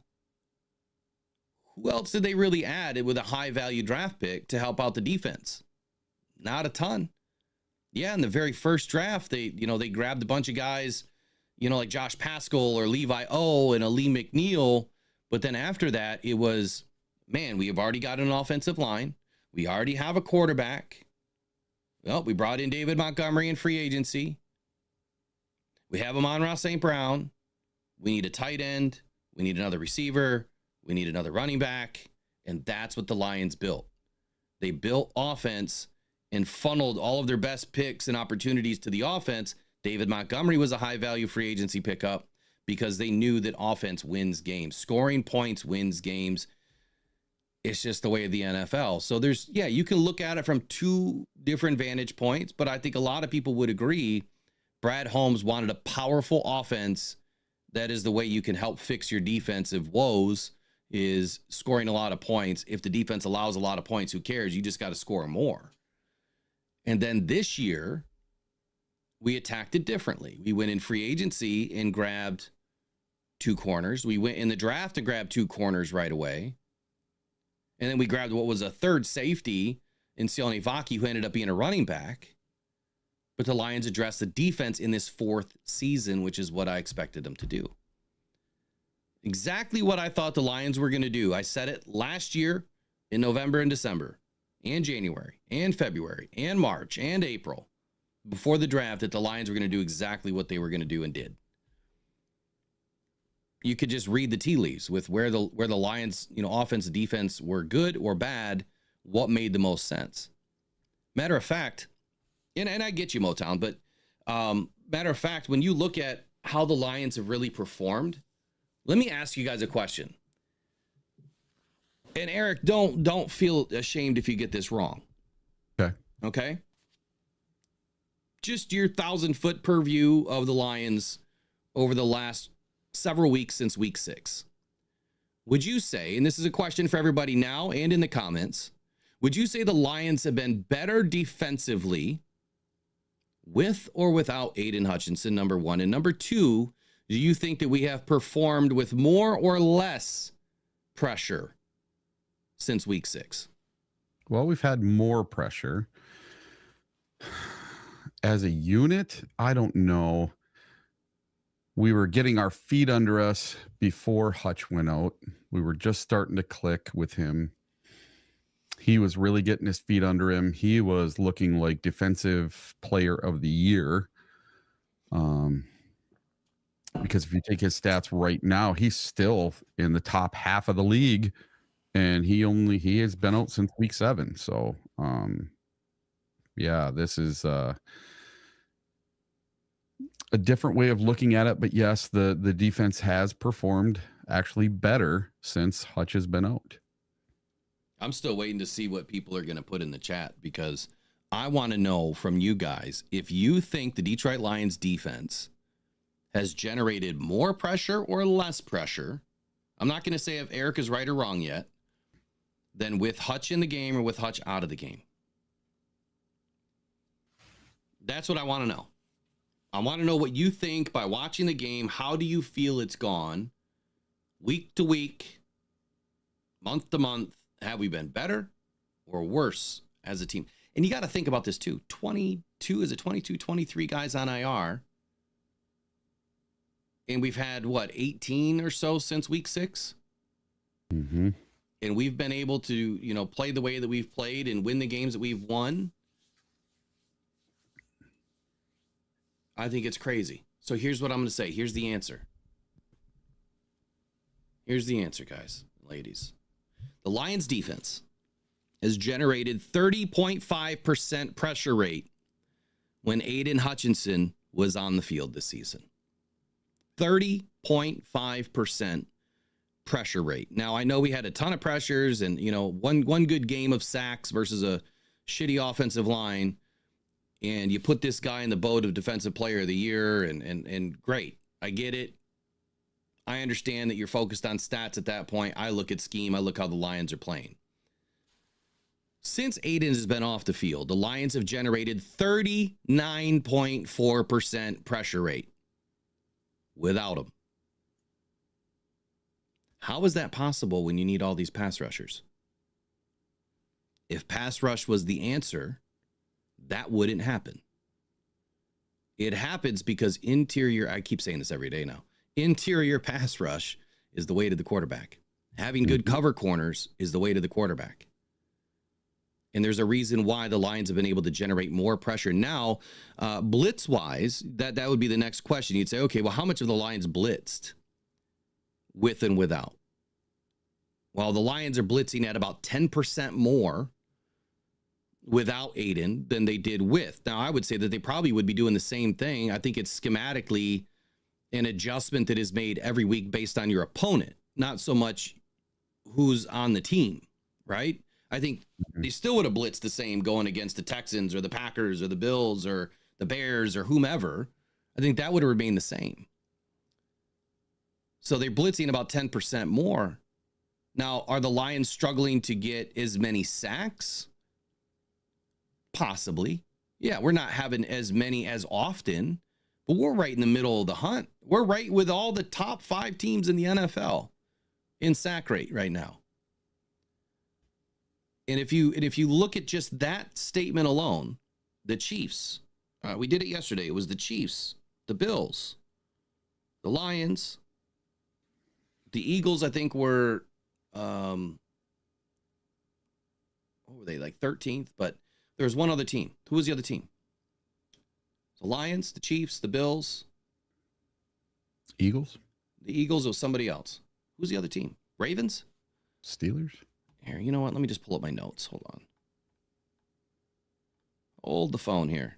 Yeah, so the Chiefs, the Lions, the Bills, the Eagles.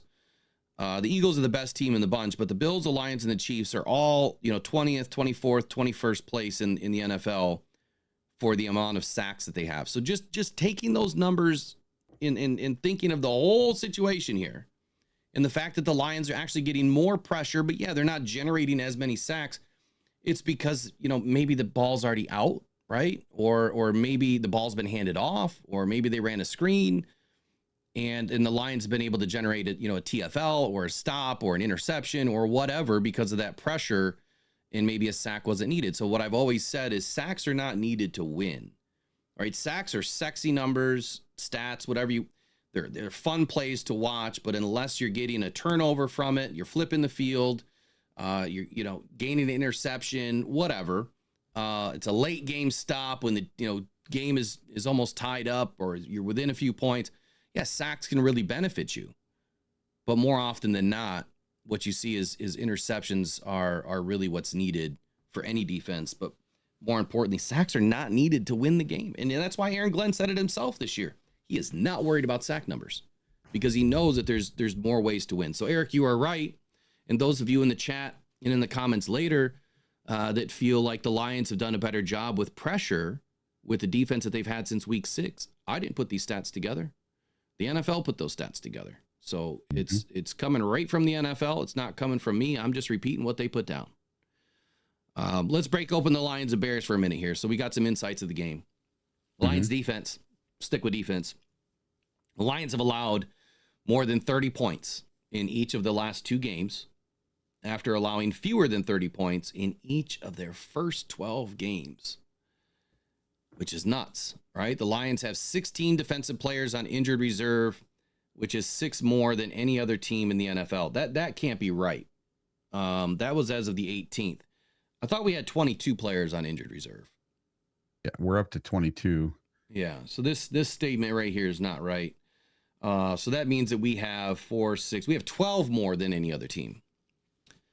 Bears defense. So the Bears defense has generated the highest pressure rate, 40.8% in the NFL since their week 7 bye. This is up 7% from their pressure rate through the first 6 weeks of the season. However, the Bears have converted just 14% of their pressures into sacks since week 8, which is the second lowest rate in the NFL. So let's think about that for a moment. They're getting a ton of pressure. They're not getting a bunch of sacks, and they're damn near dead last in the league. In this case, they don't have the right mix of offense and defense to allow that type of a defense to actually work for them. They're not converting. And so do you think that Jared Goff is going to be under pressure this week? Probably. But are the Bears going to be able to convert it into sacks? I doubt it. I don't think so. Especially with the Lions giving the offensive line a little bit of a rest here. So Caleb Williams versus the Lions defense this weekend. Caleb Williams has recorded a 36.1 completion percentage and a minus 10.6 completion percentage over expected. This is god awful on downfield passes of 10 plus air yards this season, both of which are the second lowest rates in the NFL. The Lions have allowed the 4th most passing yards to opposing quarterbacks on downfield attempts this season.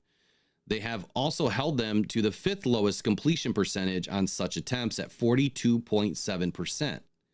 The Lions allowed Williams to complete 6 of his 17 downfield attempts for 127 yards and 2 touchdowns on downfield passes in week 13. So what is 6 divided by 17? Not sure. It's 35.3%. So Caleb Williams completed 35.3% of his downfield passes against the Lions. It just so happens the 6 of 17 that he completed were pretty big ones. Mm-hmm. But that is sticking right in, to the same stat line that he's had all season. 36.1% completion percentage. I mean, that is laughable, Eric. Minus 10.6. Minus 10.6% over expected, which means he's not a downfield threat unless you're banged up defensively. So with a couple of these stats that I'm reading, given the Lions situation here defensively in the backfield, the secondary, I keep saying backfield, secondary, you think we'll be able to shut Caleb Williams down?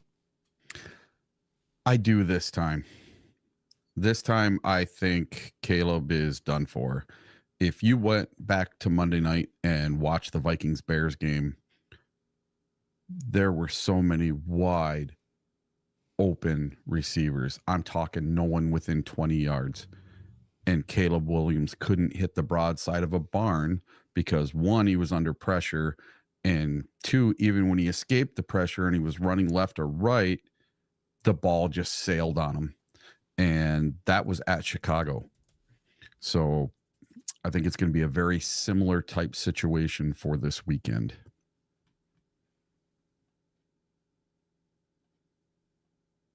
Did I just lose you? I don't know. I don't think so. Something just happened. Yeah. Something weird. We've got like this weird echo from you. Strange. Yeah, it's coming back now. That was weird. Okay. So I kind of missed what you said. Like everything just went blank on me for a moment. Just saying that Caleb Williams on Monday night against the Vikings, he had some wide open receivers. Couldn't see them because he was under pressure, running to his left or running to his right. And then when he did throw the ball, he couldn't hit the broadside of a barn. And I think it's going to be a very similar situation this weekend. It's similar weather. It's at Soldier Field again. And our defense is, I think, going to try to emulate what the Vikings did a lot more.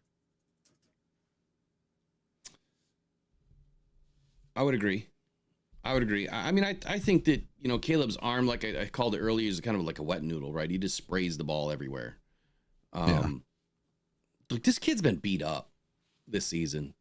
You know, we thought in the beginning of the year that he was walking into a really good situation with good offensive weapons. And I said it from the very outset that if they didn't address their offensive line, they're going to ruin this kid. And no matter what he has, what he's able to do, or his abilities in the past, we know that there's a couple of things about Caleb that have not gone unchanged. And that is his accuracy, his turnover rates, and the fact that he hasn't had a good offensive line since even in college the last season. He was getting pressured and sacked a ton. And here he is again. How much longer do you think Caleb Williams is going to be able to play? Yeah, taking 60 plus sacks a season. Yeah, that way it reminds you of Derek Carr's brother. You know, the one that took the 1 billion sacks and he was out of the league in a couple of years. Just it didn't work, and that's what it reminds me of. And if you remember back in the preseason, they were saying that Caleb Williams, as a rookie, was coming into the best situation any rookie quarterback has ever walked into. And that is not the case. If you watch that game on Monday night, they showed, and you can see the picture online, Caleb Williams went and laid on the bench. Looked like he was sleeping. He had nothing left. He just kept getting sacked over and over and over. And he's fed up. And you can tell he is frustrated. He is fed up with this situation. He doesn't like it. He doesn't like to lose. He's never been on a 9-game losing streak. Well, he's about to go on a 10-game losing streak. So let me echo the same question here in the chat, or the same statement in the chat. You think the offensive line's doing it on purpose because he's a prick?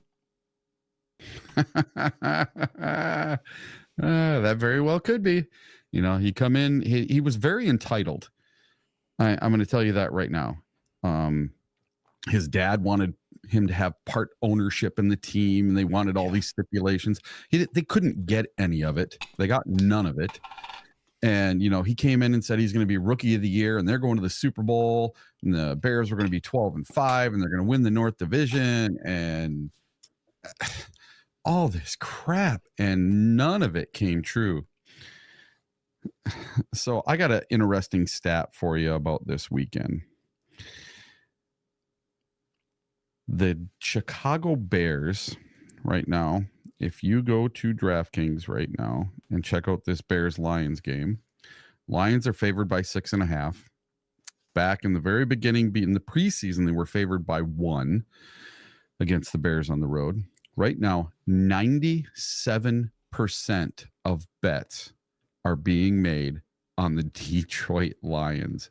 That has to be some kind of a record for this year's betting percentages. I've never seen a team with 97% of the bets bet on them. That's just crazy.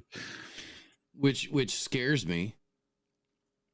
Absolutely scares me, because you think about it. Vegas doesn't want to lose 97% of their bets. Well, that's what the spread's there for. So Vegas doesn't lose with the spread. You know what I mean?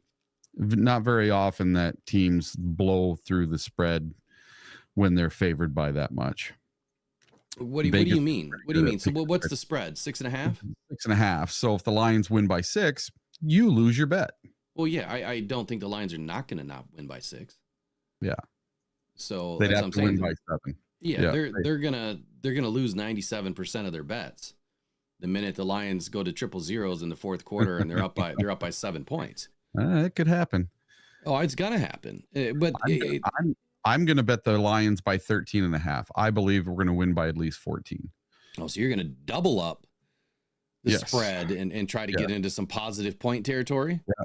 Plus 184. So that's the bet I'm making this weekend. And then I'm going to do some crazy combo bets with some touchdown scorers and people getting certain yardage for passing and receiving. So I'm gonna trademark this new segment that we're gonna be doing, and it's called Par Liars. Yeah. So this new segment, and then when the new channel starts, Par Liars. What are the parlays that you should run away from? Yeah. And not take because they're par liars. They're Any lying of the to ones you, that they right? offer you. Any of the ones they offer you to do, don't do those ones. Make your own. There's some that are decent. They just don't have a bunch of money attached to it. They always, but anything that's like plus 1864, like right now, the one's called The Chase is on. Jamar Chase to score a touchdown, Terry McLaurin to score a touchdown, Amon-Ra to score a touchdown, Puka Nacua to score a touchdown. And, there's a whole bunch of legs in this thing. Let me see if I can see it here. I mean, I usually will take 50. I'll usually take 50 cents and turn it into a $500,000 parlay. So, so that one's 4 picks. You have to have Jamar Chase, McLaurin, Amon-Ra, and Puka Nacua to all score a touchdown to get plus 1864. Interesting. Yeah. And if you were to... and $10 would probably make you, $100? Yeah, let's see what my $10 bet would get me. $10 would get me $196.44. So I'd win $186. Yeah, that's tough. Should I do that one? I don't know. We'll talk about it later. One of theirs. No, I'm not doing one of theirs.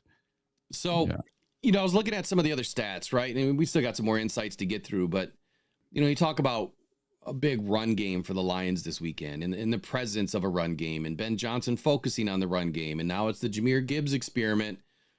Can he tote the rock 25 times a game? And I think, he can. But my question is this. What's going to happen to Jahmyr over the next 6 to 7 games if he has to tote the rock 25 plus times a game? The guy is going to get completely wiped out. He's going to be exposed to more injury because he's going to be taking more hits. So I'm hoping that Jahmyr, when you hear this, if you hear this, just run out of bounds. Do not take the hit. Be like DeAndre Swift and evade the hit. Get out of bounds. Don't worry about the extra 2 yards. As long as we're in good position, get out of bounds. If you're about to get tackled, just slide. just slide. Give yourself up. Don't take the hit. As much as you can protect yourself, I think that it would be wise to try to evade some of these hits because everybody's going to be gunning for Jahmyr right now. Everybody. Especially the Vikings in Week 18. So I would love to see him just try to get out of bounds, evade the hit. And Ben Johnson, do not put this dude in a situation to get his head taken off. And I think Jared does a good job at that. Jared rarely ever puts his receivers in a position to get banged up. It happened with Amon-Ra in last week's game once. And I think he wanted that ball back. I'll tell you one surprising thing about Jahmyr Gibbs. He does not like the cold, him and Terrion Arnold. So I watched a video with Jahmyr Gibbs today, and he was talking about how he hates playing in these cold weather games, and he's not looking forward to playing in Chicago. He said during the Packer game that everyone was making fun of him because he was shivering in the huddle. And they asked him, well, who was making fun of you the most? Panay Sewell, the guy from an island. Yeah, Samoan Islands, yeah. Where it's hot all the time, was making fun of him. Yeah, but Panay's got a little extra layer, of insulation, Yeah. Maybe we need to send Jamir some C3 multi-mitts. Yeah, there we go. Wonder if those can be NFL approved. Yeah, click him on his uniform and off he goes. Right. So anyway, I guess. Oh, hey. Jamir, hey, dude. Hold the phone. Hold the phone. What? Broski Bear's in the chat. Oh, is he? Yeah. The guy that's been ducking us for 3 weeks. 3 weeks you've been ducking out Broski Bear. Broski, you got. Poor babies don't like the cold. How soft? Well, how about how soft? Where's my damn tickets, Broski Bear? Let's go to the game. How about them apples? Talk about soft. Yeah, soft. Ducking us for 3 weeks. That's soft. They're getting them now. Everybody's jumping on. Y'all can have fun with Broski. No holds bar on Broski. Yeah, I'm done. That's it. No more mention. No, what do you mean? Hold on? Broski says, Eric, you getting ready to send me those tickets? No. Broski, the bet was that you were going to come in and beat the Lions at Ford Field on Thanksgiving, and that if you lost, you would buy Eric tickets to this game. Yeah, that was the bet. I was going to buy tickets for you, Broski. I would have bought them in a heartbeat. So backing out. Maybe you go double or nothing now. All right. So if the Lions come into Ford Field or go into Soldier Field and beat the Bears, you're going to have to buy tickets for Eric for next year. No, for the playoffs. He's got to apply my playoff ticket. Broski, remember, everything is recorded, buddy. We've got proof. I've got receipts. But anyway, you guys can deal with that offline. It's more or less just having fun, but Broski the Goski. Yeah. So as far as Jamir goes, I'm surprised that he wasn't wearing, a little bit more underneath his uniform, under his pads. So hopefully he's learned a lesson. Yeah. He was also really wet in Lambeau. So that's a different element altogether. But yeah, when you're not used to the cold, this is something that I learned from Andy. So when Andy moved to Arizona, he said it took about 2 to 3 years before his body acclimated. Mm-hmm. And the same thing with, when I used to go to Florida more often, I would sweat through 3-4 shirts a day because I'm not used to that weather. Now in the summer of Michigan, yeah, I'm used to it, but down there it's like that all the time, but it's a different kind of wet heat. So if you stay in an area long enough, Jamir will get used to it. What he has to do is he just needs to go outside. When it's cold, you should be outside right now. You should be sitting in a cold tub way more often before the game so that your body is more acclimated to the cold. That's what I would be doing. I would be sitting in the cold tub all day as long as possible, getting ready for this game. Harden your body. This week, the Lions are preparing for this game by practicing outside, right? And they showed a bunch of pictures yesterday of the Lions practice with a little bit of snow coming down, and they're out at their Allen Park facility. And guess who was out there in a t-shirt and shorts? Well, probably Panay for sure, but no. It's a skinny Alabama kid. Oh, J-Mo? J-Mo was out there. And if you ever see J-Mo at a home game, he's always got long sleeves and long socks and everything. He's completely covered in Ford Field, but yet he's practicing outside in shorts and a t-shirt. Well, he wants to get ready for the cold, so he's being smart. Yeah, I thought it was hilarious. He's acclimating his body. I mean, that's part of the process. I know it sounds so trivial, but these are the things that you have to do to get ready for the war, man. You've got to put yourself in the game situation. Practicing outside is incredibly smart. You're on grass there in Allen Park. We're getting some weather this week, so it's perfect. Just got to be smart with injury. So Bears defense versus Jamir Gibbs. This is going to be the big one. Jamir Gibbs has been contacted behind the line of scrimmage on just 40% of his carries this season, good for the second lowest rate among running backs. Gibbs has recorded 2.4 yards before contact per carry on such carries, which is the third most in the NFL. It is in part due to his 11.83 mile per hour speed at the line of scrimmage. So he's going from 0 to almost 12 miles per hour in 5 yards, which is pretty quick. 5 or 4, depends how far back he is from the line of scrimmage. The Bears defense has contacted opposing running backs behind the line of scrimmage on 43% of carries outside of the tackles this season, which is the 4th lowest rate in the NFL. The Bears have allowed plus 141 yards rushing over that expected amount, 7th most, and 1.5 yards before contact per carry, which is the 6th most. So yeah, does Jahmyr Gibbs have an opportunity to really, bang up the Bears this weekend on the ground? He does. If this tells me anything, then outside zone all day, off Penei Sewell, inside Penei Sewell all day. You got to screen it up, man. You've got to scream. You've got to get Jahmyr Gibbs involved in the screen game this week. My call for Jahmyr Gibbs right now is going to be 90 yards on the ground, 45 through the air. I hate to say it. I was going to say 2 TDs. I'm going to go 1 TD for Jahmyr. Could be 2, but I'm going to go 1. So 90, I'll go 90, 40, and 1. And I'm not sure yet. I still got to think about how this TD is going to happen because it could come on a screen. But it also could come right near the goal line where you get Jahmyr on that outside zone play that he runs to the pylon every time. Jahmyr outside, no one can touch him. No one can absolutely touch this kid. Now, Caleb Williams against the Lions. We've already talked about that one. Jared Goff. So I'm not worried about Jared Goff in the cold. Like, it's time to put this to bed, guys.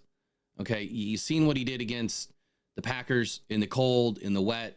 You've seen what he did against the Packers in, light blizzard conditions a couple seasons ago in week 18. He doesn't have an issue playing outside. He doesn't have an issue playing in the cold. Will he probably be wearing a glove? Yes. Are his hands maybe a little bit smaller than others? I don't know. I mean, he's tall. You wouldn't think that his fingers would be short when you're tall. I think of my hands is short, and they're not. I can grip a football just fine. Jared Goff is currently ranked 4th quarterback since 1950 to win at least 12 games. And have a completion percentage of 70% or higher. And have at least 30 passing touchdowns since 1950. Aaron Rodgers in his 2020 MVP season, Steve Young in his 1994 MVP season, and Drew Brees in 2009, 2011, and 2018 are the only other quarterbacks to do it. I understand that a lot of people are still voting Josh Allen. He came in and beat the Lions. I'm still going to say that Jared Goff is having the better season. For what he's done for his team, he's having a better season. Mm-hmm. So overall thoughts on the game, Eric, I don't think that this is much different than what we're going to face or what we faced, a few weeks ago. I think that the Lions just have to stick to what works. They're going to have to ground and pound in the beginning. They're going to have to get play action open. But I'll let you tell me what you're thinking right now as far as your predictions for this game. Yeah. So when I went to the Packer game back in the beginning of December, it was cold. It was 30 degrees and raining. And I thought for sure Goff was not going to wear a glove. He wore a glove. And I thought for sure we were just going to ground and pound, and that was going to be the whole game. We threw the ball an incredible amount for it being out in the rain, in the cold. So I don't think that's going to stop us this week from throwing the ball. And if you go to Google and you type in Jared Goff cold weather record, first thing that comes up, Jared Goff has a history of struggling in cold weather games. And I don't know where this comes from. Because the game against the Packers, he did fantastic. The game against the Packers last year in the cold, no issue whatsoever. The last game against Aaron Rodgers, no issue whatsoever. Jared Goff wasn't the problem in cold weather. I don't remember the last time that Jared Goff was a problem in cold weather, possibly at Chicago a couple of years ago. In his first season with the Lions, but that was his first season with the Lions. Ever since then, I think he's been fine in the cold. Yeah, his first season, he had nobody to throw to. Yeah. He didn't he had Amon-Ra St. Brown in the last half of the season. Yeah. But before that, he had nobody. Yeah. So, yeah, keep going. Yeah, this says in cold temperatures, in 12 games with an air temperature of 39 degrees or colder, Goff has a passer rating of 75.5, 11 touchdowns, 9 interceptions, and 2,485 yards. In 10 games with a freezing wind chill of 32 degrees or less, Goff has a passer rating of 78. So he actually does better when it's a little colder. 6 touchdowns and 7 interceptions and 2,200 yards. In December games, in 9 regular season games in December, Goff has a passer rating of 72.6, 9 touchdowns and 9 interceptions with 1,996 yards. Say that last part again. So he has a passer rating of 72.6, 9 touchdowns, 9 interceptions, and 1,996 yards. And that's in December games.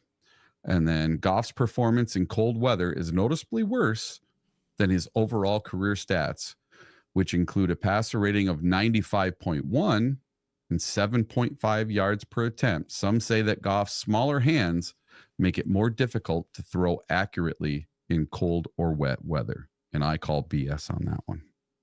Okay. So speaking of Jared Goff here, the last matchup with the Bears was week 12, right?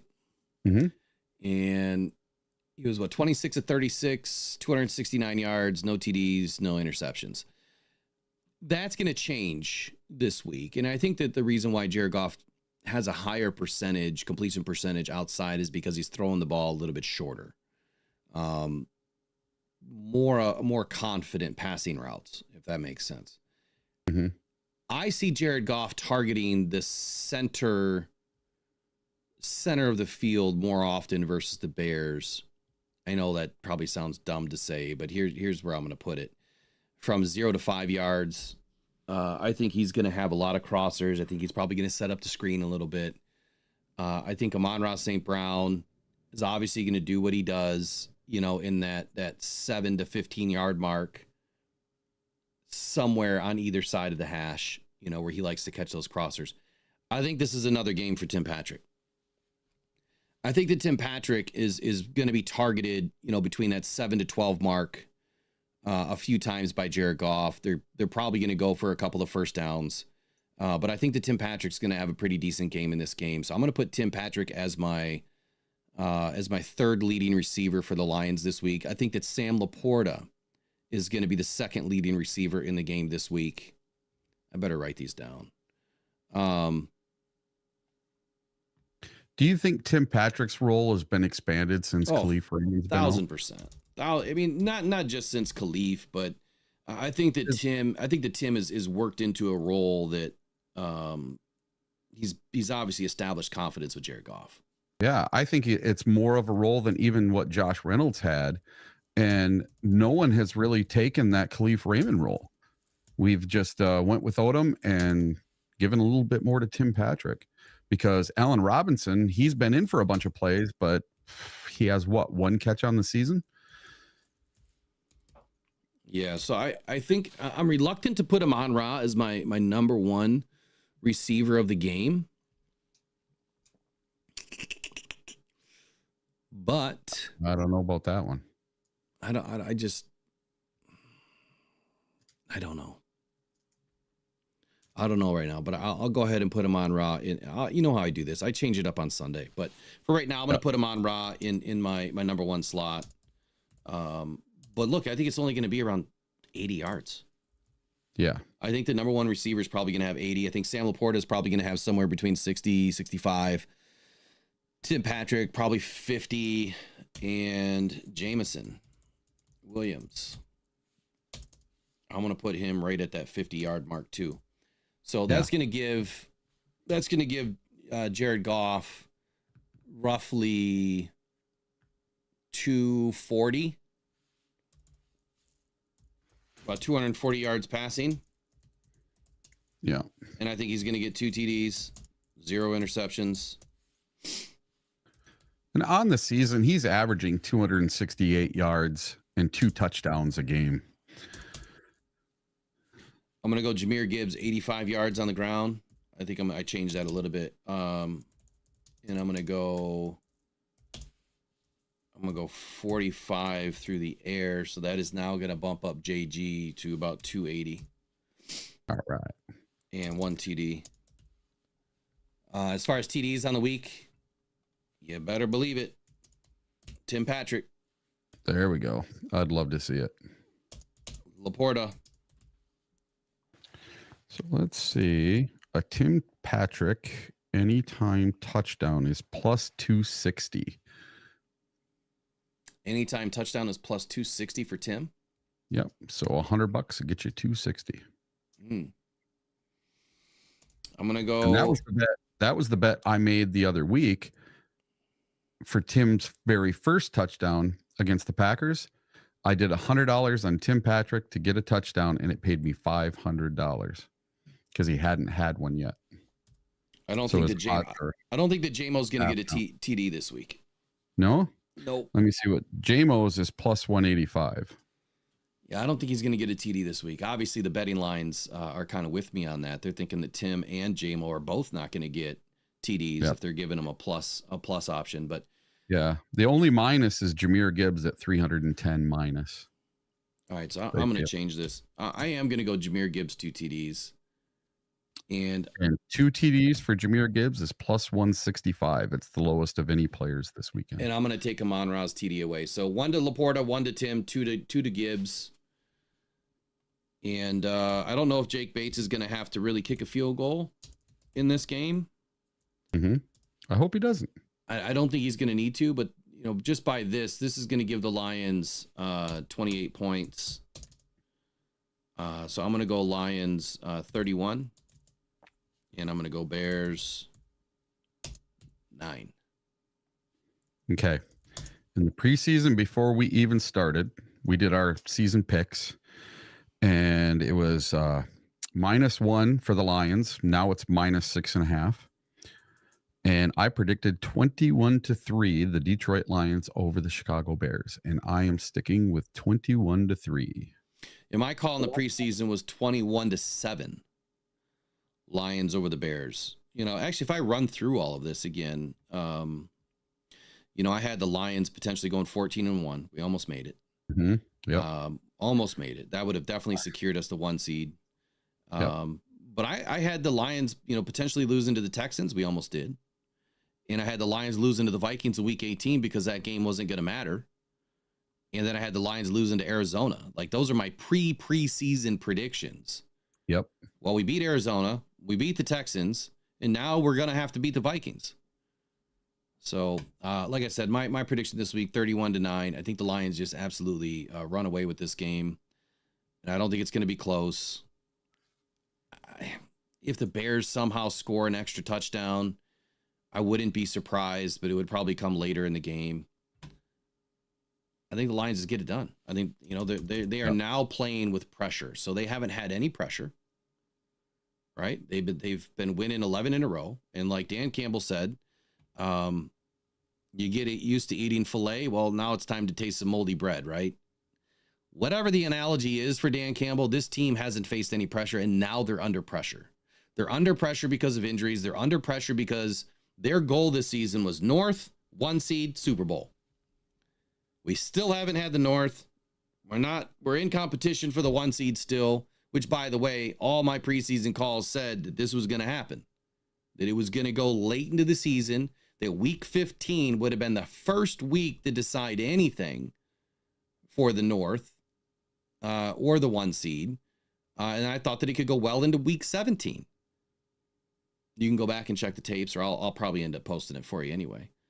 So at this point, we're still on pace. Week 15, the Lions, we clinch a playoff spot no matter what.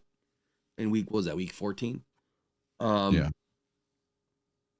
And we can't really win the North until week 17.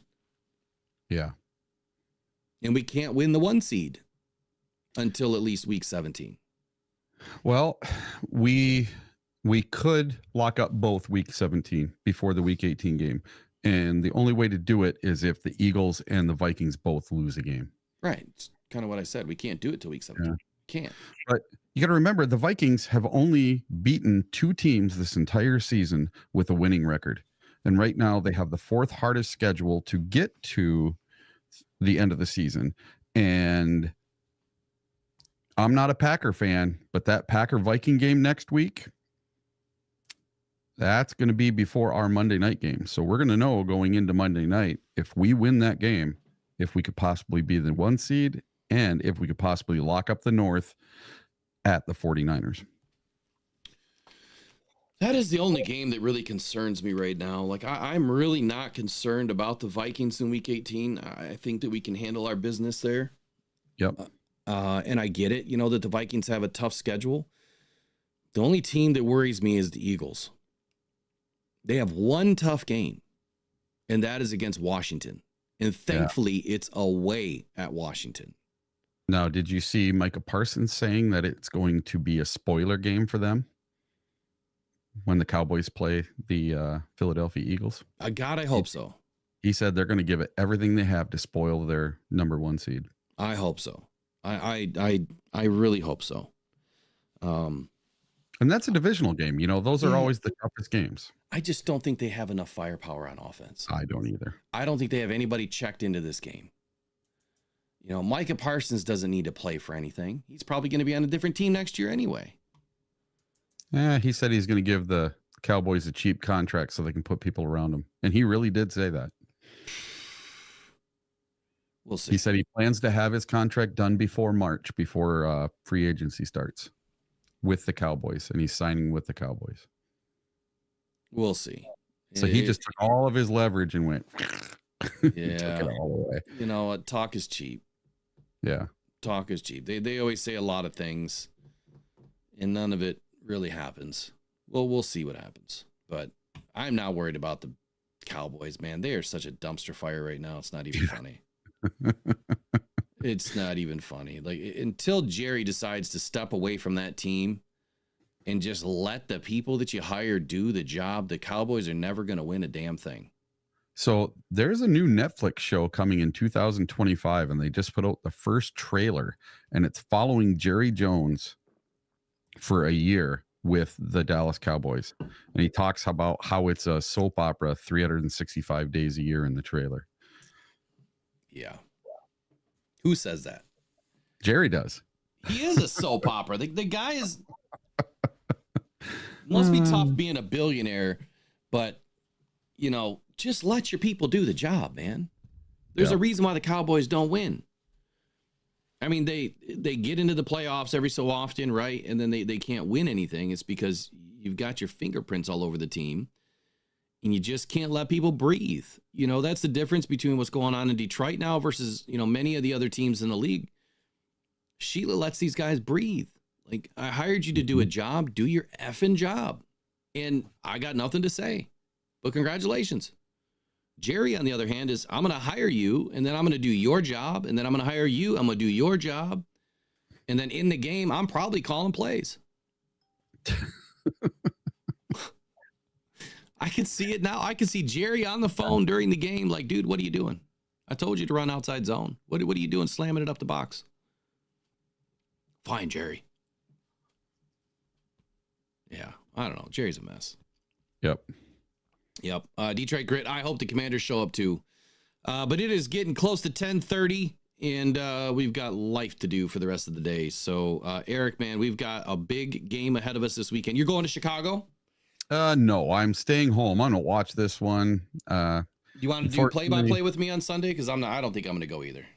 I'm going to my buddy's party he's putting on. Supposed to go over to the shed and watch again. Oh yeah, the ice shanty. Yeah. That's actually a garage, but it looks like an ice shanty. It does. It looks like an ice shanty. It's kind of cool. It's a heated garage. It's got a wood stove and everything. It's where I always go to watch Lions games when I don't go to the game, which isn't very often. And I will be going. I'm leaving. What is it? Saturday, I think it is. I leave for the 49er game next Saturday, and I'm going for that whole week. And I won't be back until the following Saturday. So if the Detroit Lions play on Saturday, the weekend of January 5th, I will not be able to go to the Lions game because I will be on an airplane. If they play on that Sunday, then I will be able to go to the game. And just depending on the weather, if it's a snow blizzard, whether I want to fly down there or not. Yeah. So tomorrow or tonight, I don't know, one way or the other, probably tomorrow, I will do some tape review for the Bills. I really don't need to look a whole lot at Chicago, but we'll look at the Bills game. So next week, I forgot that next week is Christmas already. So as far as schedule, I will be on Monday, Tuesday. Highly doubtful you see me on Christmas. And then I'll be back on, after Christmas, Thursday or Friday. We'll just see how it goes. But plan on Monday and Tuesday, at least from me. I don't know what Eric's got planned, but I'll at least be on Monday, Tuesday. Yeah, I can do that. So it's just the following week, the week for New Year's and stuff, I will be completely gone. I haven't done anything on New Year's for years. We are going to sit on a cliff overlooking the ocean, and we're going to watch the sunset from California over the Pacific Ocean. That is our New Year's Eve plans for this year. Oh, make sure you bring some cameras and catch pictures of all those drones. Yeah, I know, dude. It would be so awesome to see some of these drones. I heard the other day that there was one north of you, up by Leland in Traverse City, and yeah, this whole drone thing, man. We need to have an episode where we sit down and talk drones. This would be fun. Well, we're gonna have to start another channel because I'm dead serious. Like I'm gonna start the other channel because I am a conspiracy. Not conspiracy, but a cryptid. Like I like that kind of stuff. So yeah. We need to get we should have some fun with that channel. Hey, I got a name for it, the Tinfoil Hat Show. I'm ready, dude. I'm ready for it. So if some of you don't know, I had an experience back on June 11th, 2019, and I caught an incredible video of these balls of light over top of a Great Lakes freighter, and they were disappearing and coming back and doing moves that are unexplainable, no sonic booms, and doing things that told me that they were intelligently controlled. And my video has been featured on the History Channel, the Discovery Channel, and the Travel Channel. I've been on a bunch of different shows, 3 or 4 different shows for it. I was in a book called Somewhere in the Skies that ended up being a New York Times bestseller. And I have a little credibility with my video. So it's not like I just took a cell phone video and never had it looked into. It's been looked into by MUFON. They investigated my sighting.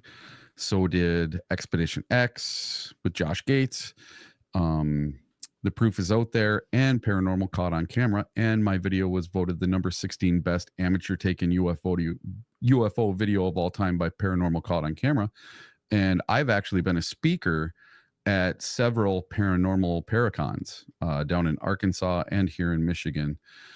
And for the longest time, I didn't want to be seen as some crazy guy with some sighting. So it took me a while before I even told anybody about my sighting. But I had 3 people with me that were credible witnesses, and none of us were drinking, smoking, or doing drugs or anything else. So I watched the video. It was a little grainy because of the clarity back then, but but it was you could see it. You could tell. You could hear the commentary, and you could tell what was going on. And honestly, Eric, you should go grab the link to that video. Yeah, just dump it in the chat. Yeah. Let people see it. Yeah. So if you just type in "the proof is out there," and you can find it. It's pretty easy. They do I like "the proof is out there." Their explanation is the best because they try to debunk my footage. They don't just say, "Okay, Eric saw some UFOs."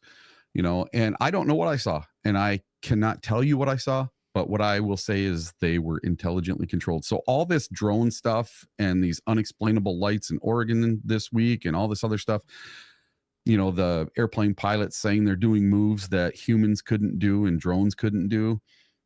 I love it. it gives some credibility to what I saw. And maybe, just maybe, there's a possibility that someday I might get answers for what I saw. Yeah, I might crazy. be able to actually find out what I saw. Well, we know And right it now might that the government has decided to ban like all the drones in that area. Yeah, in New Jersey. Yep. Yeah. So now what's up there is what's up there. But all right, we got to run. We'll be back on. We're clearly going to have to start the channel here pretty soon, talking about that stuff. Told you So- I could talk about that crap all day. Eric will lead that one. I have a couple experiences too, but all right, you guys have a wonderful day. We'll see you guys back here on Monday. Tomorrow, we'll do some Bills review. On Sunday, I think I'm planning on doing play-by-play, and just look for it. If I do play-by-play, I think I'm going to go ahead and do a giveaway. So if I do put up the thumbnail, it'll be up tomorrow, and on the thumbnail, I'll put that I'm doing a giveaway. And so I would ask you just to share the crap out of it. Just let's get as many viewers as we can live in with us on Sunday. If I do it, I'm gonna do a giveaway. What it is, I don't know yet. Could be mini helmets, could be something else. We'll figure it out. But anyway, you guys have a wonderful Friday. Be safe out there in the snow if you're getting dumped on like us. Otherwise, enjoy your weekend. Go Lions, go One Pride. Let's take down these Bears. Let's continue our hunt for the 1 seed, and let's lock up this North here and remove some of the pressure. Eric, have a great day, man. We'll talk to you soon. Every day, thousands of people are discovering Uper Lights, Michigan's newest, funnest rock to go find on the shores of the Great Lakes. Don't go out with just any light. Try the Convoy C8 from uperlights.com. It's guaranteed for life, and you'll find all the ones everyone else misses. Quality UV lights that are perfect for you. Almost forgot. We got to do C3 Mitts giveaway. So if you're still in, you guys can get in on the C3 Mitts giveaway. I don't think Eric is with me anymore. Let me see if he's still. I think he jumped out already. Yep, he's already gone. I forgot about C3 Mitts giveaway. So I always do that. This has been a rough week. I thought today was Thursday. It's actually Friday. I knew it was Friday, but I didn't know it was Friday. You know what I mean? All right. So today's, I guess, trivia type question is going to be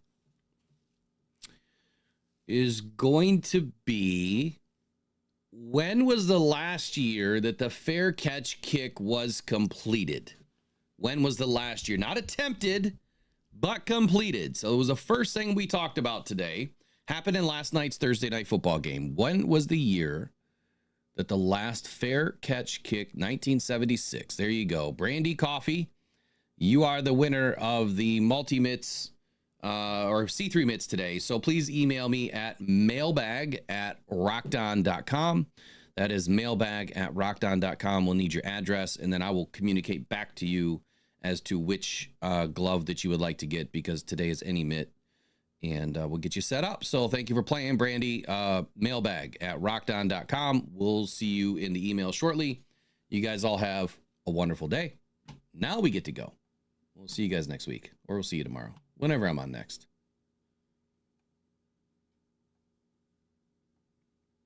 The season is here, and you want the latest news and rumors on your Detroit Lions. Head to sportspider.com. That's sports, SPYDER.com, where you can get your Lions news and all your sports in one place. Man, this site is packed with your favorite podcasts, live news, articles from local writers, and insiders, all updating in real time. Not just the Lions, every major sports team, including MMA, UFC, and so much more. Don't want to waste time searching? Sign up for free. Create your ultimate sports news hub. You control what hits your feed at SportsSpider, your number one source for all your sports. Visit SportsSpider.com today, right after the show.